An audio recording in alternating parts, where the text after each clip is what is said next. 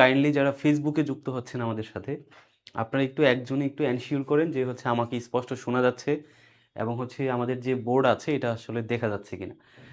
যদি দেখা যায় তাহলে হচ্ছে আমরা আজকে ক্লাসটা শুরু করে দিচ্ছি।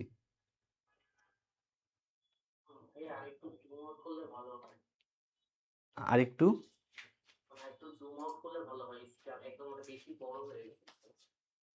আর একটু ছোট করলে বেটার হয় না? আচ্ছা আচ্ছা, ঠিক আছে।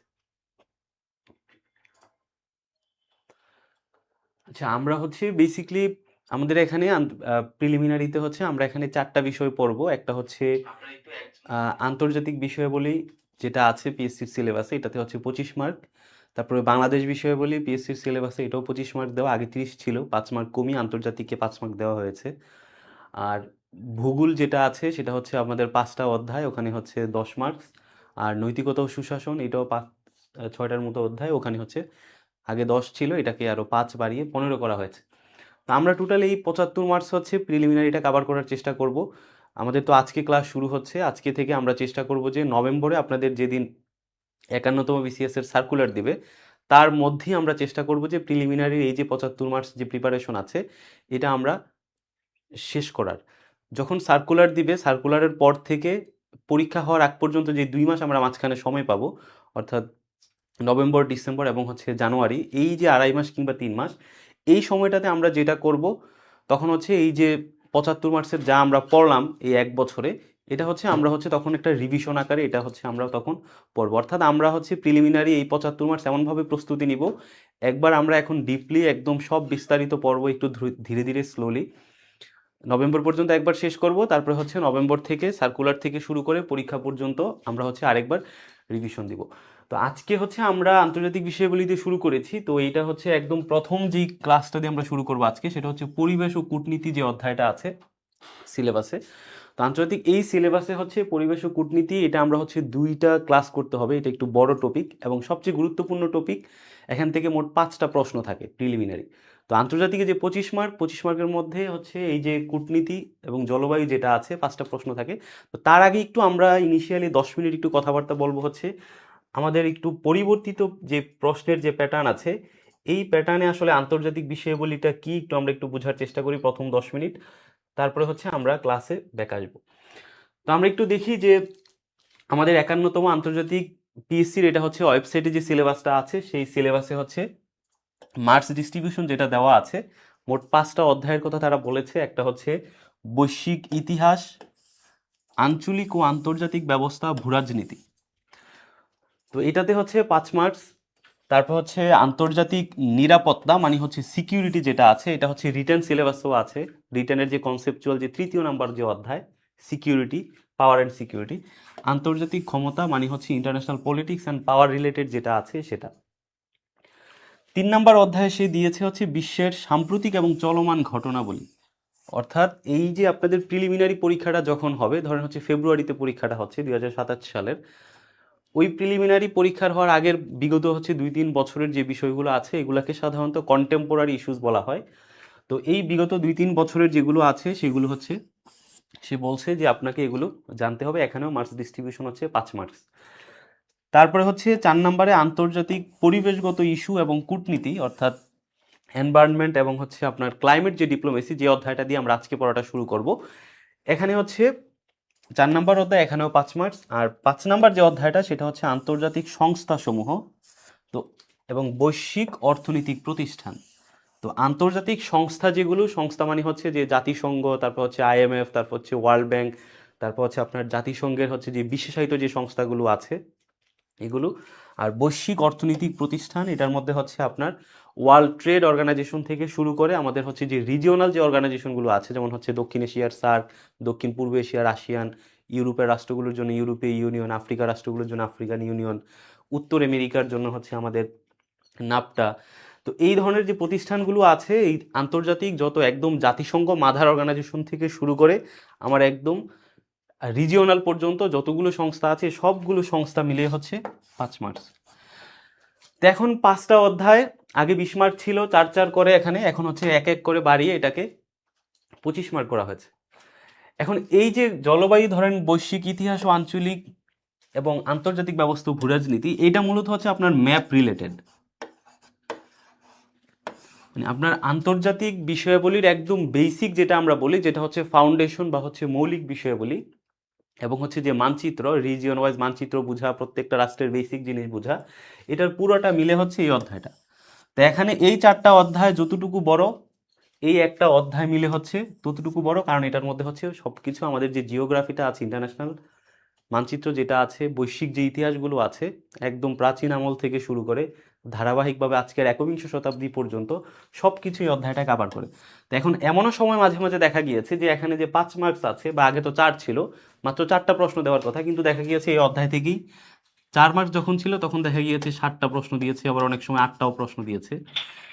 আবার এই যে অধ্যায়টা আছে সাম্প্রতিক ঘটনা বলি, এমনও বিসিএস আছে, এখানে তো হচ্ছে তখন তো 4 ছিল, তার মানে 4টা প্রশ্ন আসার কথা ছিল, 4টা প্রশ্ন আসে নাই।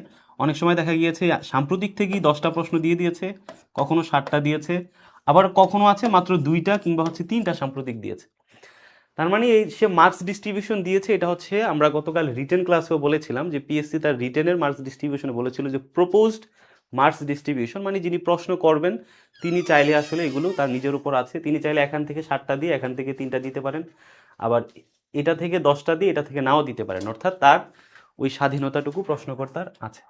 তো এই যে 5টা অধ্যায়, তো আমরা এটা যেটা করব, এই 5টা অধ্যায়কে আমরা হচ্ছে ক্যাটাগরাইজ করব আমরা যেভাবে পড়ব।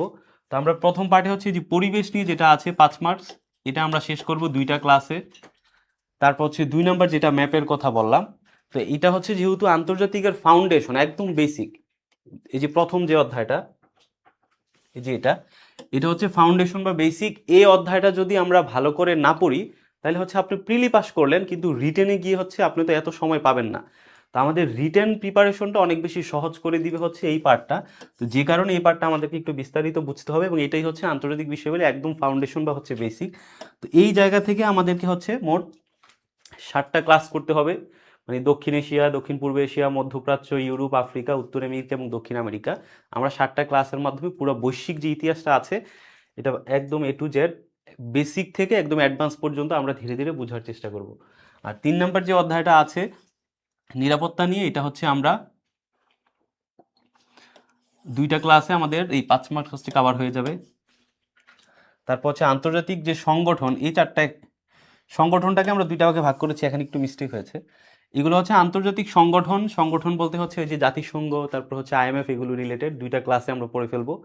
আর ওই যে রিজিওনাল যে প্রতিষ্ঠানগুলোর কথা আমরা বললাম, তারপর হচ্ছে রিজিওনাল যে ব্যাংকগুলো আছে, এডিবি, তারপর হচ্ছে ইসলামী ব্যাংক, মধ্যপ্রাচ্যের, এই সবগুলো মিলে হচ্ছে আমরা 2টা ক্লাস করলে হচ্ছে শেষ হয়ে যাবে। তারপর হচ্ছে সর্বশেষ আমরা যেটা করব, যেহেতু সাম্প্রতিক বিষয়গুলিটা আমরা পড়বো একদম শেষের দিকে গিয়ে, নভেম্বরের দিকে গিয়ে একবার পড়বো, আবার হচ্ছে দ্বিতীয় ধাপে পরীক্ষার আগে আমরা যখন ক্লাসটা করব, তখন আবার একদম পরীক্ষার 15 দিন আগে আবার এটা আমরা পুনরায় রিপিট করব। তো এই ছিল মোটামুটি আমাদের হচ্ছে ক্লাসের আউটলাইন। তো আমরা এখানে দেখলাম যে আন্তর্জাতিক বিষয়গুলির যে 25 মার্কস আছে, এটা হচ্ছে আমরা মোট 17টা ক্লাসে আমরা এটা কভার দেওয়ার, মোট 17টা ক্লাস হবে আন্তর্জাতিকে। তো আমাদের প্রিলিমিনারিতে মোট হচ্ছে আমরা বলেছিলাম যে 60-এর অধিক ক্লাস হবে, যার মধ্যে 17টাই হচ্ছে আন্তর্জাতিক। যদি আমাদের বেশি প্রয়োজন হয় আমরা তো হচ্ছে ক্লাস সংখ্যা বাড়াতে পারবো, সমস্যা নেই। আমাদের হচ্ছে প্রত্যেকটা টপিক যেদিন শেষ হবে ওই টপিকের উপর হচ্ছে আমাদের একটা করে পরীক্ষা থাকবে। ধরেন আমরা হচ্ছে পরিবেশ নিয়ে আমরা 2টা ক্লাস করব, প্রথম পার্ট, দ্বিতীয় পার্টে পুরো অধ্যায়টা শেষ হয়ে যাবে। ওটা তো সিলেবাসে 5 মার্কস দেওয়া আছে, তার মানে ওটার উপর আমাদের একটা 50 মার্কসের কিংবা 100 মার্কসের একটা পরীক্ষা, আপনাদেরকে ওই যে গুগল শিটে আমরা এখানে পরীক্ষা নেওয়ার সিস্টেম আছে, ওইটা করে দিব। এবং পরীক্ষাগুলো আসলে একটা নির্দিষ্ট সময় ওটা দিয়ে দিব। এবং অনেকে আছে যে পরীক্ষা দিতে এখন পারছেন না, তার একাডেমিক ব্যস্ততা আছে, পড়াশোনা আছে, তো সেক্ষেত্রে পরীক্ষাটা এটা মানে অফ করা হবে না, আপনি যখন ইচ্ছা তখনই পরীক্ষা দিতে পারবেন, সমস্যা নেই। তবে আমরা যেটা করব, আমাদের অধ্যায় শেষ হয়ে যাবে, আমরা হচ্ছে ওই পরীক্ষার যে প্রশ্ন বা হচ্ছে যে লিঙ্ক সেটা আপনাদেরকে দিয়ে দিব, আপনার ইচ্ছে মতো হচ্ছে আপনি সেটা পরীক্ষা দিয়ে ওখানেই সাথে সাথে আপনি রেজাল্টও দেখতে পারবেন, আপনি কত পেয়েছেন, কোনটা ভুল হয়েছে কোনটা সঠিক হয়েছে এটা দেখতে পারবেন। আর পরীক্ষার দ্বিতীয় পরীক্ষাটা যখন হবে, দ্বিতীয় পরীক্ষার আগে হচ্ছে আমরা এই প্রথম পরীক্ষার যে রেজাল্ট আছে, রেজাল্ট শিট, সেটা হচ্ছে আমরা দিয়ে দিব। আর হচ্ছে প্রতিটা ক্লাসের শেষে আমরা আপনাদেরকে একটা করে শিট, লেকচার শিট দিয়ে দিব। তো যে ক্ষেত্রে আপনার আর অতিরিক্ত বই পড়ার কোনো টেনশন থাকবে না। কেন থাকবে না আমি বলছি, কারণ হচ্ছে আমি সবগুলো বই দেখেছি, কারণ এই যে পরিবর্তিত প্রশ্ন প্যাটার্নে আমি দেখেছি যে বইগুলো আসলে আপডেটেড না। আপনি যদি ধরেন MP3 খোলেন বা অন্য প্রিলি বেসড যে বইগুলো আছে জিকের, দেখবেন যে অনেক বেহুদা তথ্য দেওয়া আছে যেগুলো আপনার আদৌ পড়ার দরকার নাই। কিছু বই আছে হচ্ছে আপডেটেড না, শুধুমাত্র প্রশ্ন মানে প্রিভিয়াস ইয়ারের কোশ্চেন বেসড ওই বইগুলো। তো যে কারণে আমরা চেষ্টা করব যে হচ্ছে যেই শিটগুলো আপনাদেরকে দিব ওখানে হচ্ছে একদম সব কিছু একসাথে নিয়ে এসে এমনভাবে শিটগুলো আপনাদেরকে তৈরি করার চেষ্টা করছি যেন হচ্ছে আপনার অন্য বই পড়ার প্রয়োজন না পড়ে। তাহলে আপনাদের শুধু শিট পড়লেই হবে যে শিটগুলো দেওয়া হবে। আর এই যে সিলেবাস যেটা আমরা বললাম, সর্বশেষ আমরা যেটা ফলো করি যে 50তম যে BCSটা হলো গত কয়েকদিন আগে, এক্ষেত্রে আমরা দেখেছি যে পিএসসি কমিশন চেঞ্জ হয়েছে। আগের সরকার থেকে আরেক সরকার যখন আসে তখন চেঞ্জ হচ্ছে টপিক সিলেকশনে। যে আওয়ামী লীগ সরকার যখন ছিল তখন তার টপিক সিলেকশন ছিল হচ্ছে তার যে উন্নয়নের যে ন্যারেটিভ ছিল সেই বেসড তার টপিক ছিল। ইন্টারিম গভর্নমেন্ট ছিল, ওই আমলে হচ্ছে এক ধরনের টপিক সিলেকশন ছিল। এখন নতুন করে বাংলাদেশ জাতীয়তাবাদী দল বিএনপি ক্ষমতায় আসছে, এখন হয়তোবা টপিক সিলেকশনে তাদের কিছুটা চেঞ্জ আসতে পারে। কিন্তু যারা প্রশ্নকর্তা আছেন, প্রশ্নকর্তা হচ্ছে কিছু চেঞ্জ হইলেও তো কিছু প্রশ্নকর্তা আগেরই থেকে যায়। তো যে কারণে আপনারা দেখবেন যে গভর্নমেন্ট চেঞ্জ হলেও, কারণ প্রশ্ন যারা করে বেশিরভাগই হচ্ছে ধরেন ইউনিভার্সিটির শিক্ষকরা প্রশ্নগুলো করে, তো ওই জায়গা থেকে আসলে প্রশ্নের যে প্যাটার্ন এটা আমরা মনে করছি যে আপনার এই 50তম BCS এর যে প্যাটার্ন ছিল 51তম BCS আসার আগ পর্যন্ত প্যাটার্ন খুব বেশি চেঞ্জ হবে না। পিএসসিতে বর্তমানে যতজন সদস্য আছে সেখানে হয়তোবা কিছুটা রিশাফল হবে, নতুন করে কিছু সদস্য আসবে, বাট সবাই তো আর একসাথে রিশাফল হবে না, মানে সবাইকে তো আর একসাথে বাদ দিয়ে নতুন সদস্য সব নিয়োগ দিবে না। তো যে কারণে হচ্ছে আমরা যেই প্যাটার্নে আছি আমরা হচ্ছে 50তম যে প্যাটার্নটা আছে এটা ফলো করার চেষ্টা করব। তো এটা ফলো করলে আমরা দেখি যে 25 মার্চের মধ্যে এই 50তম BCS এ হচ্ছে 23টা প্রশ্ন দিয়েছে আন্তর্জাতিক বিষয়াবলিতে। তো এই যে 23টা প্রশ্ন যে সে দিয়েছে, তো এই 23টার মধ্যে হচ্ছে একটা আছে যে হচ্ছে আমাদের সিলেবাস থেকে। সিলেবাস কোনটা? এই যে আপনাদেরকে যে 5টা অধ্যায় দেখালাম, যে 5টা অধ্যায়ের 5 মার্ক করে যে 25 মার্ক সিলেবাসে দেওয়া আছে, ওইটা মানে আমরা যখন ক্লাসগুলো করব সিলেবাসটা পড়বো তখন ওখান থেকে আপনি ইজিলি আনসার করতে পারবেন। যেমন হচ্ছে দেখেন যে উত্তর কোরিয়া এবং দক্ষিণ কোরিয়ার মধ্যকার বিভক্তকারী যে রেখা এটা কত উত্তর অক্ষাংশ। তার মানে আমরা যখন মানচিত্রের ক্লাসটা করব, আমরা যখন হচ্ছে ধরেন দূরপ্রাচ্যের ক্লাসটা করব, তখন যখন সেখানে উত্তর কোরিয়া দক্ষিণ কোরিয়া আসবে তখন আমরা এটা পড়বো যে এটা হচ্ছে 38 ডিগ্রি অক্ষরেখায় দুই কোরিয়া হচ্ছে বিভক্ত করা হয়েছে। তার মানে এই প্যাটার্নটা হচ্ছে আমরা পড়ার সময় আমরা সিলেবাসটা যখন কাভার করব, এই কাভারের মধ্য থেকে যেই প্রশ্নগুলো আসছে এটাকে আমরা বলছি যে সিলেবাস থেকে আসছে হুবহু। তারপরে এই একটা প্রশ্ন দেখেন যে মাল্টিলেটারাল ইনভেস্টমেন্ট গ্যারান্টি এজেন্সি, এই যে মিগা যে সংস্থাটা আছে এটা কোন সংস্থার অংশ? তাহলে এই যে মিগা যে উদ্যোগ, এটা একটা উদ্যোগ মাল্টিলেটারাল ইনভেস্টমেন্ট গ্যারান্টি এজেন্সি। তাহলে এটা হচ্ছে বিশ্ব ব্যাংকের অধীনে একটা উদ্যোগ, যেটা হচ্ছে বিভিন্ন জায়গায় তারা ইনভেস্টমেন্টের ক্ষেত্রে তারা সহায়তা করে, কোঅপারেট করে। তো এটা হচ্ছে ধরেন এটা বিশ্ব ব্যাংকের একটা কর্মসূচি। তাহলে আমরা হচ্ছে এই যে সিলেবাসের যেই অধ্যায়টা আছে,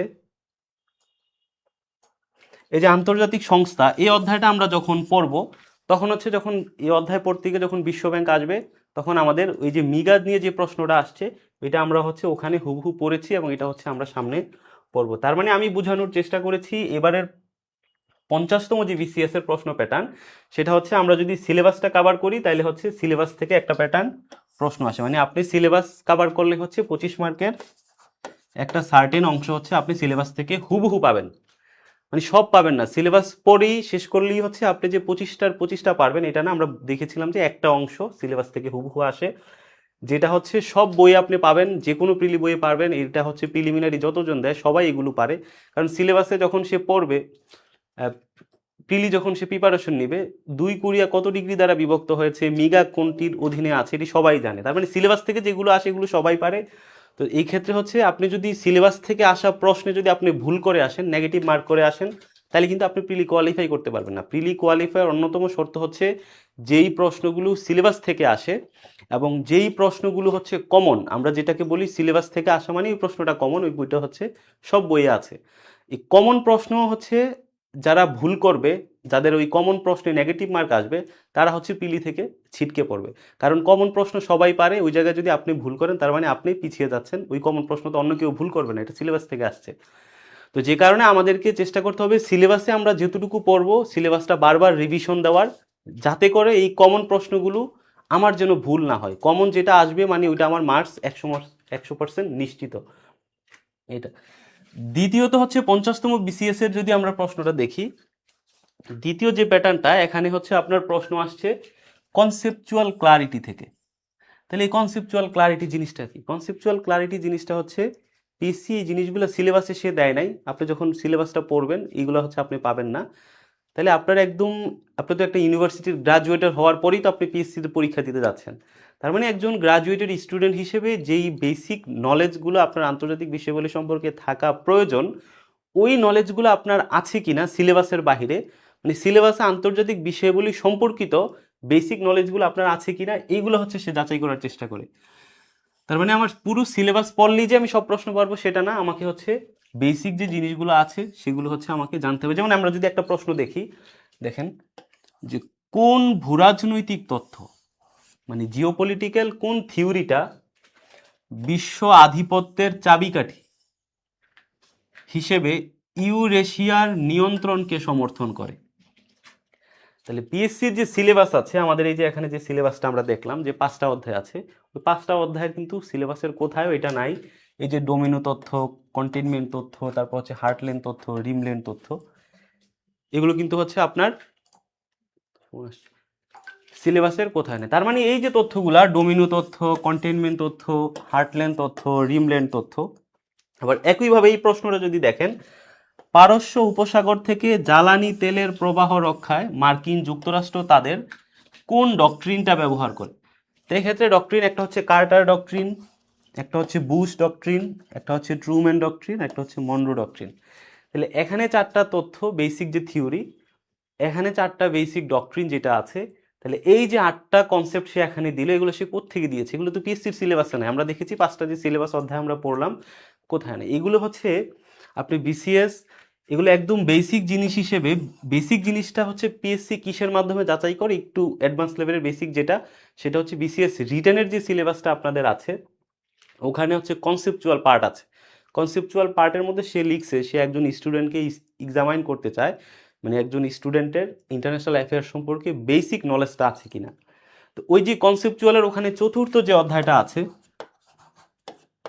ওখানে কি আইডিয়াস আইডিওলজিস নামে একটা অধ্যায় আছে, ওই অধ্যায়ের মধ্যে হচ্ছে এইগুলা সব আছে, এই যে কার্টার থিওরি, তারপর হচ্ছে Bush doctrine, containment, Domino effect, heartland. তার মানে সে আপনাকে সিলেবাসের বাহিরেও গিয়ে বেসিক যে নলেজগুলো আছে, পিএসসি আপনাকে এটা 50তম, এর আগে হচ্ছে এতগুলো থিওরি একসাথে কখনো আসেনি, এগুলো সব রিটেন পরীক্ষা আসতো। এই যে ডোমিনো ইফেক্ট, এটা দিয়ে হচ্ছে জাস্ট একটা প্রিলিতে আগে আসছিল যে ডোমিনো তথ্যটি কোন অঞ্চলের জন্য এটি প্রাসঙ্গিক, তো এটা দক্ষিণ পূর্ব এশিয়ার জন্য প্রাসঙ্গিক, এই একটা প্রশ্ন প্রিলিতে আসছিল। তারপরে যে হার্টল্যান্ড, রিমল্যান্ড, তারপর হচ্ছে কন্টেইনমেন্ট থিওরি, এই যে Bush doctrine, Truman doctrine maybe হচ্ছে 46 বিসিএস রিটেনের কনসেপ্ট চলে আসছিল।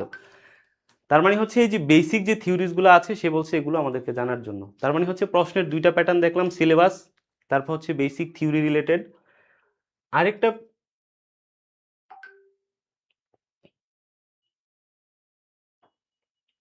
আরেকটা যেটা প্যাটার্ন সেটা হচ্ছে এই যে রিটেন প্রিপারেশন বেসড। তাহলে আমরা 3টা পাইলাম, একটা হচ্ছে সিলেবাস থেকে, আরেকটা হচ্ছে কনসেপচুয়াল ক্লারিটি বা যেগুলো বেসিক নলেজ হিসেবে আপনার জানা উচিত, আরেকটা হচ্ছে রিটেন প্রিপারেশন বেস। তাই আমরা বললাম যে এই যে অংশটা, এগুলো হচ্ছে আমাদের রিটেনের কনসেপচুয়ালের চতুর্থ যে পার্ট আছে সেখান থেকে। আপনি দেখবেন যে এখান থেকে একটা প্রিলিতেই আন্তর্জাতিক আমরা পড়বো আজকের ক্লাসে, একটা প্রশ্ন আসছিল কমন বাট ডিফারেন্সিয়েটেড রেসপন্সিবিলিটি।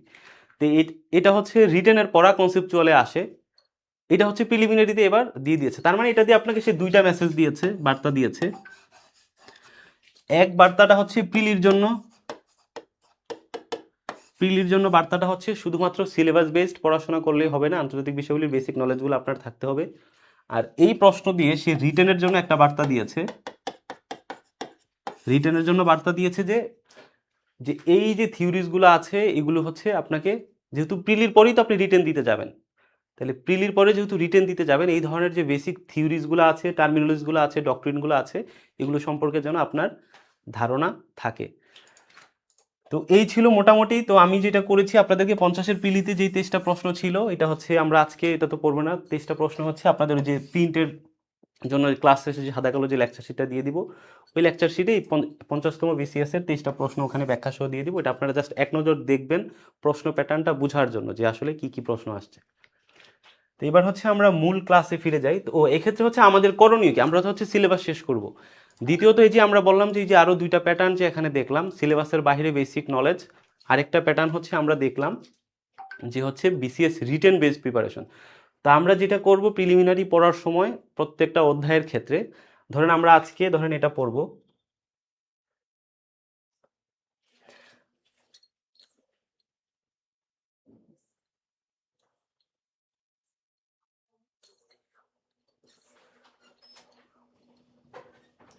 ধরেন এটা হচ্ছে PSCর সিলেবাসে আছে অধ্যায়টা, আমরা যখন এটা পড়ব, এটা পড়ার ক্ষেত্রে আমরা যেটা করব, আমরা দেখেছি 3টা প্যাটার্নে প্রশ্ন আসে, তাহলে আমরা হচ্ছে সিলেবাস, তাহলে এই অধ্যায়টা আমরা যখন পড়ব তাহলে এই অধ্যায়ের PSCর প্রিলি সিলেবাস যেটা আছে সেটা আমরা কভার করব এক।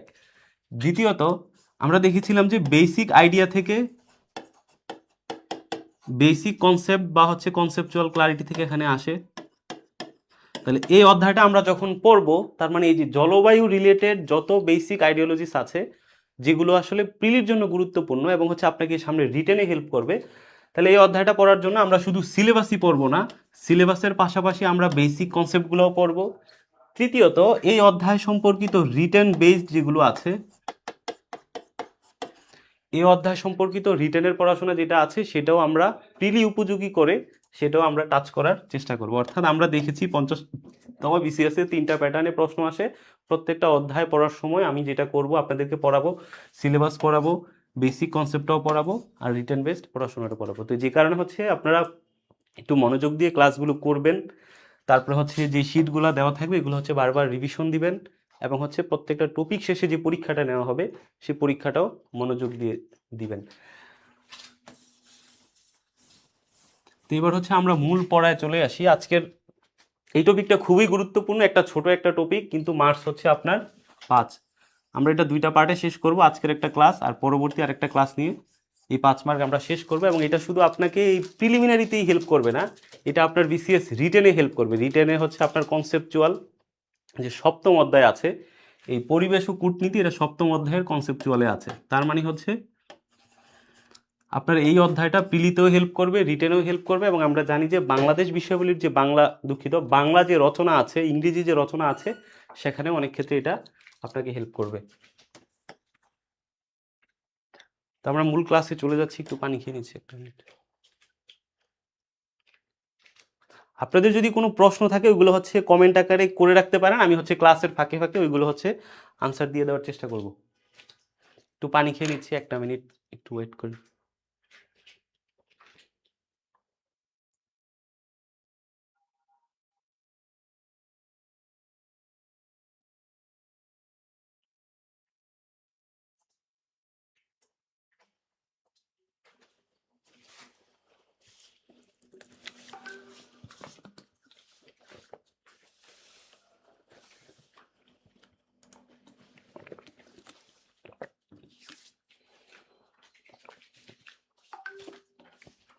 আচ্ছা, এই অধ্যায়টা হচ্ছে শুরু করার আগে এটা যেটা করতে হবে, এই অধ্যায়ে হচ্ছে প্রথম পার্ট যেটা আছে সেটা আমরা বেসিক জিনিসগুলো পড়বো, রিটেন বেসডও কিছু যা পড়বো, বেসিক টার্মিনোলজি পড়বো। এবং এই পরিবেশ ও কূটনীতি নিয়ে সবচেয়ে বেশি পরীক্ষার প্রশ্নে যেই সমস্যাটা তৈরি হয়, প্রশ্ন আপনার কমন আসে কিন্তু প্রশ্নের যে হচ্ছে আপনার অপশন যেগুলো থাকে ওগুলো হচ্ছে অনেক মানে কনফিউজড অপশনগুলো দিয়ে থাকে। তো যে কারণে আসলে 2টা অপশনের মধ্যে আপনার সব সময় পরীক্ষার হলে দেখবেন যে কনফিউজ লেগে যায়। তো আমরা যেটা করেছি এখানে, আমি যেটা চেষ্টা করেছি একদম একটা ধারাবাহিকভাবে অধ্যায়টা শেষ করার জন্য, যেহেতু 5 মার্ক ছোট একটা অধ্যায়, মানে একটার পর একটা ধারাবাহিকভাবে আমরা আলোচনা করব যেন হচ্ছে আপনার পরে মনে থাকে। তাহলে প্রথম আসি যে পরিবেশ বিষয়ক সম্মেলন, জাগরণ ও সামিট যেগুলো আছে। প্রথম ধরিত্রী দিবস। তো এই যে ধরিত্রী দিবস বা হচ্ছে আর্থ ডে, আর্থ ডে মানে হচ্ছে আপনারা পড়েছেন যে সমার্থক শব্দ বাংলা যখন পড়েছেন, পৃথিবীরই একটা সমার্থক শব্দ হচ্ছে ধরিত্রী বা হচ্ছে বিশ্ব দিবস, ধরিত্রী দিবস, এটাকে আর্থ ডে বলা হয়। তো এই যে আর্থ ডে এটা হচ্ছে আমরা দেখেছি হচ্ছে এই যে জলবায়ু পরিবর্তন যেটা হচ্ছে, এই জায়গায় কিছু জলবায়ু পরিবর্তন হচ্ছে আমাদের ইন্ডাস্ট্রিয়ালাইজেশনের কারণে, কিছু জলবায়ু পরিবর্তনের মানে কজ হিসেবে কারণ হিসেবে আছে আমাদের মানব সৃষ্ট কিছু বিপর্যয়ের কারণে, যেমন হচ্ছে মানুষের যেই কর্মকাণ্ড আছে নেতিবাচক। তো এখন এই জায়গা থেকে হচ্ছে এই যে ধরিত্রী দিবস যেটা, এটা হচ্ছে প্রথম, এটা প্রতি বছর দেখবেন যে 22শে এপ্রিল এটাকে ধরিত্রী দিবস হিসেবে পালন করা হয়। তো আগে প্রিলিমিনারি পরীক্ষায় এটা আসতো একদম সিম্পল একটা কোয়েশ্চেন যে হচ্ছে ধরিত্রী দিবস কবে পালিত হয়, এটা হচ্ছে 22শে এপ্রিল। এখন যেটা হয়েছে আপনার 46 BCS এ এই কমিশন যখন আসে 46 অথবা 47 BCS এ, সে যেটা করেছে এই যে ধরিত্রী দিবসের যে পিছনের একটা ব্যাকগ্রাউন্ড আছে, ওই ব্যাকগ্রাউন্ড থেকে সে প্রশ্ন দিয়েছে। তার মানে সে আগে আপনাকে এটা দিয়েছে যে ধরিত্রী দিবস কবে, এখন সে 46-এ বা 7-এ, প্রশ্নটা আমার এক্স্যাক্টলি মনে নাই, এটার ব্যাকগ্রাউন্ড থেকে দিচ্ছে। তো এটার ব্যাকগ্রাউন্ডটা হচ্ছে আপনার 1969 সালে এই যে জলবায়ু নিয়ে যে ফর্মাল যে আলোচনাটা, একাডেমিক অঙ্গনে যে আলোচনাটা, এটা বেসিক্যালি শুরুই হয় এই 70-এর দশকে, বিশেষ করে 1969 সালে যুক্তরাষ্ট্রের যে ক্যালিফোর্নিয়া যে অঙ্গরাজ্যটা আছে, ক্যালিফোর্নিয়া অঙ্গরাজ্যে কিন্তু যুক্তরাষ্ট্রের হচ্ছে ওই যে ইলেকটোরাল ভোট কিন্তু সবচেয়ে বেশি, প্রায় 50টার মতো। তো ওই ক্যালিফোর্নিয়া অঙ্গরাজ্যের সমুদ্র তীরবর্তী ওখানে একটা জায়গার নাম আছে, এটার নাম হচ্ছে আপনার সান্তা বারবারা। তো এই যে সান্তা বারবারা নামক যে জায়গাটা আছে, তো ওই জায়গা থেকে হচ্ছে আপনার সমুদ্রের ওখানে যেই পাইপলাইন দিয়ে, যেই চ্যানেল দিয়ে হচ্ছে তেল উত্তোলন করা হতো, তো ওই জায়গায় ওই তেল উত্তোলনকারী দায়িত্বরত যে প্রতিষ্ঠান ছিল, তাদের হচ্ছে ভুলের কারণে ওখানে ওই চ্যানেলটা ফেটে ওখান থেকে আসলে তেল নিঃসরণ হওয়া শুরু করে। তেল এবং গ্যাস সমুদ্রের তলদেশ দিয়ে যে পাইপ ছিল, চ্যানেল ছিল, ওইটা ফেটে হচ্ছে তেল গ্যাস নির্গমন করে আশেপাশের প্রায় 35 কিলোমিটার এলাকা পর্যন্ত হচ্ছে পুরো যে পরিবেশ আছে, পরিবেশের অবস্থা খুবই খারাপ হয়ে যায়। জলজ যে প্রাণী যেগুলো ছিল সেগুলো হচ্ছে প্রায় মারা যায়। তো এই যে সান্তা বারবারায় হচ্ছে তেল নিঃসরণ হয়ে, যে মানব সৃষ্ট দুর্যোগের কারণে এই যে তেল নিঃসরণ হয় আশেপাশের প্রায় আপনার 35 মাইলেরও বেশি যে উপকূলের যে অঞ্চল যে দূষিত হয়ে যায়, এটার ব্যাপারে হচ্ছে যুক্তরাষ্ট্রে তখন একটা বড় ধরনের আন্দোলন শুরু হয়, পরিবেশবাদী আন্দোলন। তো এই জায়গা থেকে যেই প্রশ্নটা প্রিলিমিনারিতে আসছিল, আমরা একটু পরেই প্রশ্নটা বলি। তো এই যে এটা হচ্ছে সান্তা বারবারা হচ্ছে যে তেল উত্তোলনকারী প্রতিষ্ঠানের চ্যানেলটা, আর এই যে আশেপাশে তখন হচ্ছে এই তেল উত্তোলনের কারণে, তেল এবং হচ্ছে গ্যাস যে নির্গমনের কারণে আশেপাশের বিশাল অঞ্চল পরিবেশের দূষণটা হয়। তো এই সময়টাতে হচ্ছে তার 1 বছর পরে 1970 সালে ক্যালিফোর্নিয়া সহ যুক্তরাষ্ট্রের প্রধান প্রধান যে শহরগুলো আছে, এই 70 সালের 22শে এপ্রিল ওখানে যুক্তরাষ্ট্রের তৎকালীন একজন সিনেটর ছিল, ওই সিনেটরের নেতৃত্বে হচ্ছে একটা পরিবেশবাদী আন্দোলন শুরু হয় যে মানব সৃষ্ট কারণে পরিবেশের যেন এই ধরনের ক্ষতি না হয়, এই ব্যাপারে যেন যুক্তরাষ্ট্রে আইন কানুন প্রণয়ন হয়, এই ব্যাপারে যেন সচেতন হয় যুক্তরাষ্ট্রের নাগরিক। এই ব্যাপারে 1970 সালের 22শে এপ্রিল একটা আন্দোলন শুরু হয়, পরিবেশবাদী আন্দোলন। পরবর্তীতে এই আন্দোলনটাকে স্মরণীয় করে রাখার জন্য আপনার জাতিসংঘ 2009 সালে এই 22শে যে এপ্রিলটা আছে, এই 22শে এপ্রিলকে হচ্ছে সে ইন্টারন্যাশনাল মাদার, এই যে ইন্টারন্যাশনাল মাদার আর্থ ডে হিসেবে স্বীকৃতি দেয়। অর্থাৎ এই যে ধরিত্রী দিবস যেটা, এটা হচ্ছে এই 70 সালের 22শে এপ্রিল যুক্তরাষ্ট্রে যে পরিবেশবাদী যে মুভমেন্টটা শুরু হয়েছিল পরিবেশ সচেতনতার জন্য, সেটাকে স্মরণীয় করে রাখার জন্য 2009 সালে জাতিসংঘ এটাকে ইন্টারন্যাশনাল মাদার আর্থ ডে হিসেবে বা হচ্ছে আন্তর্জাতিক ধরিত্রী দিবস হিসেবে স্বীকৃতি দেয়। তো যে কারণে প্রিলিমিনারিতে এখান থেকে দুইটা প্রশ্ন আসছে। আগে প্রশ্ন আসতো রিপিটেটিভ, ব্যাংকে এই প্রশ্নটা আসতো ধরিত্রী দিবস কবে, 22শে এপ্রিল। আর 46 বা 7-এ যে প্রশ্নটা আসছে সেটা হচ্ছে ধরিত্রী দিবস কোন প্রেক্ষাপটে হয়। তো ওই জায়গায় ছিল হচ্ছে আপনার তেল নিঃসরণ আর অন্যান্য 4টা অপশন ছিল। তাহলে এই যে তেল ও গ্যাস যে নির্গত হয়, এটা হচ্ছে যে ব্যাকগ্রাউন্ডটা আপনাদেরকে বললাম, এই ব্যাকগ্রাউন্ডটা একটু মনে রাখবেন। তারপর হচ্ছে রামসার কনভেনশন।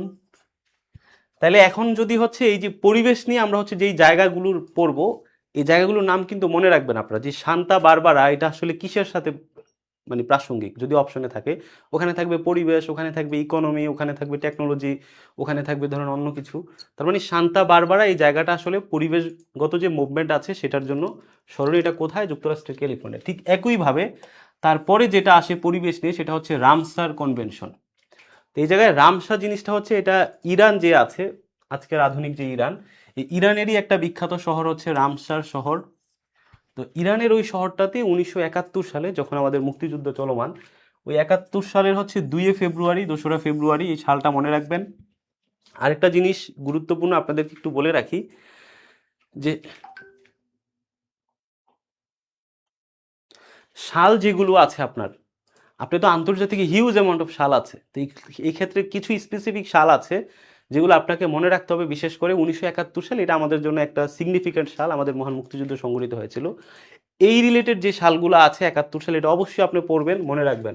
তাহলে আমরা এখানে পড়লাম ইরানের রামসার একটা সম্মেলন হয়েছিল কত সালে? 1971 সালের 2রা ফেব্রুয়ারি। তাহলে এই যে 71 সাল আমাদের মুক্তিযুদ্ধের সাথে মিল আছে, এই সালটা কিন্তু পরীক্ষায় আসে।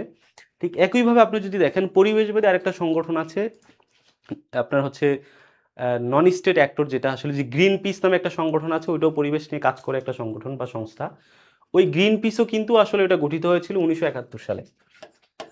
তা আপনি যদি দেখেন এই গ্রিন পিস থেকে যে প্রশ্নটা আসছে সেটা হচ্ছে গ্রিন পিস কত সালে গঠিত, কত সালে? 1971 সালে। কারণ এই সালটা হচ্ছে বাংলাদেশ স্বাধীনতা যুদ্ধের সাথে রিলেটেড, এই সময়টা আসলে এই কারণে সিগনিফিক্যান্ট। ঠিক একইভাবে রামসার, এটাও 1971, এটা একটু মনে রাখবেন। তো ইরানের রামসার শহরে যে সম্মেলনটা অনুষ্ঠিত হয় সেটা হচ্ছে বিশেষ করে এই যে জলাভূমি যেগুলো আছে, এই জলাভূমি দেখা যাচ্ছে যে আসলে মানে বিভিন্ন কারণে হচ্ছে জলবায়ু পরিবর্তনের কারণে, মানুষের অসচেতনতার কারণে, বর্জ্য নিঃসরণের কারণে, তারপরে ইন্ডাস্ট্রিয়াল যে ওয়েস্ট আছে সেটা সেখানে নিক্ষেপ করার কারণে জলাভূমিগুলো হচ্ছে মিসম্যানেজমেন্টের কারণে এগুলো নষ্ট হয়ে যাচ্ছিল। তো বিশ্বের বিভিন্ন দেশে যে গুরুত্বপূর্ণ জলাভূমি যেগুলো আছে, যেমন বাংলাদেশের গুরুত্বপূর্ণ জলাভূমি হচ্ছে সুন্দরবন, বাংলাদেশের গুরুত্বপূর্ণ জলাভূমি হচ্ছে টাঙ্গুয়ার হাওর, এটা কিন্তু টাঙ্গুয়ার হাওরের ছবি, জায়গাটা কত সুন্দর। তো এই ধরনের সুন্দর এবং গুরুত্বপূর্ণ সিগনিফিক্যান্ট যে জলাভূমিগুলো আছে, এগুলোকে পরিবেশের যে বিপর্যয় বা জলবায়ু পরিবর্তনের কারণে যে নেতিবাচক ইম্প্যাক্ট, সেগুলো যেন না পড়ে, এটা রক্ষণাবেক্ষণ করার জন্যই এই রামসার কনভেনশনটা 1971 সালের 2রা ফেব্রুয়ারি হয়েছিল। তাহলে একটু জাস্ট মনে রাখবেন যে রামসার কনভেনশন কি নিয়ে, সেটা হচ্ছে ওয়েটল্যান্ডস বা হচ্ছে জলাভূমি সংরক্ষণের জন্য। এটা কোথায় হয়েছিল? ইরানের রামসার শহরে। কত সালে? 71 সালের 2রা ফেব্রুয়ারি। তাহলে এখন যদি পরীক্ষায় আপনি এখানে পড়ছেন রামসার কনভেনশন 71 সালের 2রা ফেব্রুয়ারি হয়েছে, যদি পরীক্ষায় আপনার আসে যে বিশ্ব জলাভূমি দিবস কবে, তাহলে আমরা জানি যে ওয়েটল্যান্ড, যেটার ইংরেজি ওয়েটল্যান্ডের বাংলা হচ্ছে জলাভূমি, তাহলে এই যে বিশ্ব জলাভূমি দিবস হচ্ছে এই যে রামসার কনভেনশনটা যেদিন হয়েছিল তখনই। এখন বাংলাদেশেরও তো এরকম কিছু ওয়েটল্যান্ডস বা জলাভূমি আছে। তো এই ক্ষেত্রে আমরা দেখি যে 1992 সালে, সালটাও মনে রাখবেন, 1992 সালের 21শে মে বাংলাদেশের প্রথম রামসার যে সাইট বা এলাকা হিসেবে স্বীকৃতি দেওয়া হয় হচ্ছে সুন্দরবনকে। তাহলে এখানে পরীক্ষায় যদি আসে বাংলাদেশের প্রথম রামসার সাইট কোনটি, সেটি হচ্ছে সুন্দরবন। কত সালে দেওয়া হয়? 1992 সালের 21শে মে। তারপরে দ্বিতীয় রামসার সাইট যেটা 2000 সালে 10 জুলাই দেওয়া হয়, সেটা হচ্ছে যে টাঙ্গুয়ার হাওর, যে ছবিটা আপনাদেরকে একটু আগে দেখালাম, এটা হচ্ছে বাংলাদেশের দ্বিতীয় রামসার সাইট। তাহলে বাংলাদেশের মোট রামসার সাইট হচ্ছে দুইটা, একটা হচ্ছে সুন্দরবন প্রথম 1992 সালে, আরেকটা হচ্ছে 2000 সালে যেটা টাঙ্গুয়ার হাওর। আর বিশ্ব জলাভূমি দিবস 2 ফেব্রুয়ারি। তো এই, তাহলে আমরা প্রথমে যেটা পড়লাম সেটা হচ্ছে ধরিত্রী দিবস, তারপর আমরা রামসার পড়লাম ধরিত্রী যেটা 69 সালে, তারপরে রামসার পড়লাম 71। এবার আসি যে স্টকহোম সামিট। তাহলে স্টকহোম শব্দটা কোন দেশের রাজধানী বলেন তো? স্টকহোম, এটা হচ্ছে সুইডেনের যে রাজধানী স্টকহোম।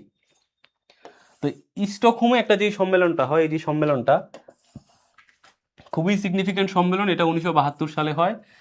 এখন এটার হচ্ছে এই যে পূর্ণরূপ যেগুলো আছে এগুলো একটু মনে রাখবেন, এগুলো গুরুত্বপূর্ণ। এই যে ইউএন, তো আপনারা জানেন যে ইউনাইটেড নেশন, আর সিতে তো কনফারেন্স। তাহলে ইউনাইটেড নেশন কনফারেন্স, এতটুকু তো আপনারা জানবেনই ইউএনসি দেখে। এখানে যে এইচ ই যেই শব্দটা আছে, এইচ ই, এই জিনিসটা হচ্ছে আপনি একবার যদি একটু মনোযোগ দিয়ে পড়েন তাহলে হচ্ছে আপনার, খালি খালি রিডিং পড়ে গেলেই কিন্তু হবে না, আপনি যদি একটা বিষয় বুঝে মনোযোগ দিয়ে পড়েন তাহলে কিন্তু আপনার এই জিনিসগুলো মনে থাকবে। তাহলে এইচ ই মানে হচ্ছে আপনার এই যে হিউম্যান এনভায়রনমেন্ট। তাহলে হিউম্যান যে এনভায়রনমেন্ট আছে তার মানে কি? হিউম্যান এনভায়রনমেন্ট মানে হচ্ছে মানব পরিবেশ। তাইলে যদি পরীক্ষায় আসে যে নিচের কোনটি মানব পরিবেশ বিষয়ক সংস্থা বা নিচের কোনটি মানব পরিবেশ বিষয়ক সম্মেলন, তাহলে এখানে আপনি খুঁজবেন যে মানব পরিবেশ মানেই তো কি? Human environment. তাহলে এই শব্দটা কোথায় আছে? তাহলে এই যে হিউম্যান এনভায়রনমেন্ট, ওখানে অপশনে ধরেন থাকবে যে ইউএনএফসিসি, ওখানে থাকবে যে UNEP, united nation environment programme, তারপর ওখানে থাকবে যে হচ্ছে আপনার ইউএনসিএইচই। তাহলে এরকম যদি অপশন থাকে মানব পরিবেশ বিষয়ক উদ্যোগ কোনটি, তখন আপনি খুঁজবেন মানব পরিবেশে ইংরেজি করে ফেলবেন যে হিউম্যান এনভায়রনমেন্ট। তাহলে কোথায় হিউম্যান এনভায়রনমেন্ট? এটি, মানে এটা আমি পড়ার একটা টেকনিক আপনাদেরকে বলে দিলাম যে এইভাবে। তাহলে এই যে স্টকহোম সামিট যেটা, এটা কি আমরা, এটার অন্য নাম হচ্ছে United nation conference human environment. তাহলে এই যে বিশ্ব মানব যে সামিট যেটা হয়েছিল, মানব যে পরিবেশ বিষয়ক যে সম্মেলনটা হয়, এটা 1972 সালে হয়, সালটা মনে রাখবেন। তো এইটা যে ছিল, এটা জাতিসংঘের উদ্যোগে। এই যে রামসার কনভেনশন যেটা হইলো এর আগে, এটা কিন্তু, তারপরে হচ্ছে এর আগে আমরা শান্তা বারবারা যে পরিবেশবাদী আন্দোলন, এগুলো কিন্তু কোনো হচ্ছে আপনার স্ট্রাকচারাল ইন্টারন্যাশনাল ফ্রেমওয়ার্কই ছিল না। এক্ষেত্রে এই যে রামসার কনভেনশন, এই যে স্টকহোম সামিট যেটা জাতিসংঘের অধীনে, তাহলে জাতিসংঘের উদ্যোগে এটা হচ্ছে প্রথম কোনো পরিবেশ সম্মেলন এবং প্রথম কোনো মানব পরিবেশ সম্মেলন।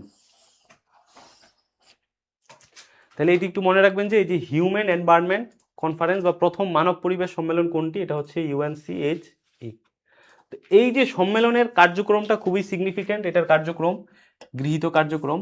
তো এটার গৃহীত কার্যক্রম হচ্ছে পরিবেশের যে টেকসই যে ব্যবস্থাপনা আছে, এই টেকসই পরিবেশটাকে কিভাবে সাস্টেনেবল করা যায়, এটার জন্য হচ্ছে প্রায় 26টা নীতিমালা এবং 109টা সুপারিশ এই মানব সম্মেলনে গৃহীত হয়। দ্বিতীয়ত হচ্ছে যেটা গৃহীত হয়, এটা হচ্ছে সবচেয়ে গুরুত্বপূর্ণ, এই সম্মেলনেই 5 যে জুন আছে, এখানে হচ্ছে বিশ্ব পরিবেশ যে দিবস পালিত হয় প্রতি বছরের 5 জুন, এই 5 জুনকে পরিবেশ দিবস হিসেবে ঘোষণা করা হয়।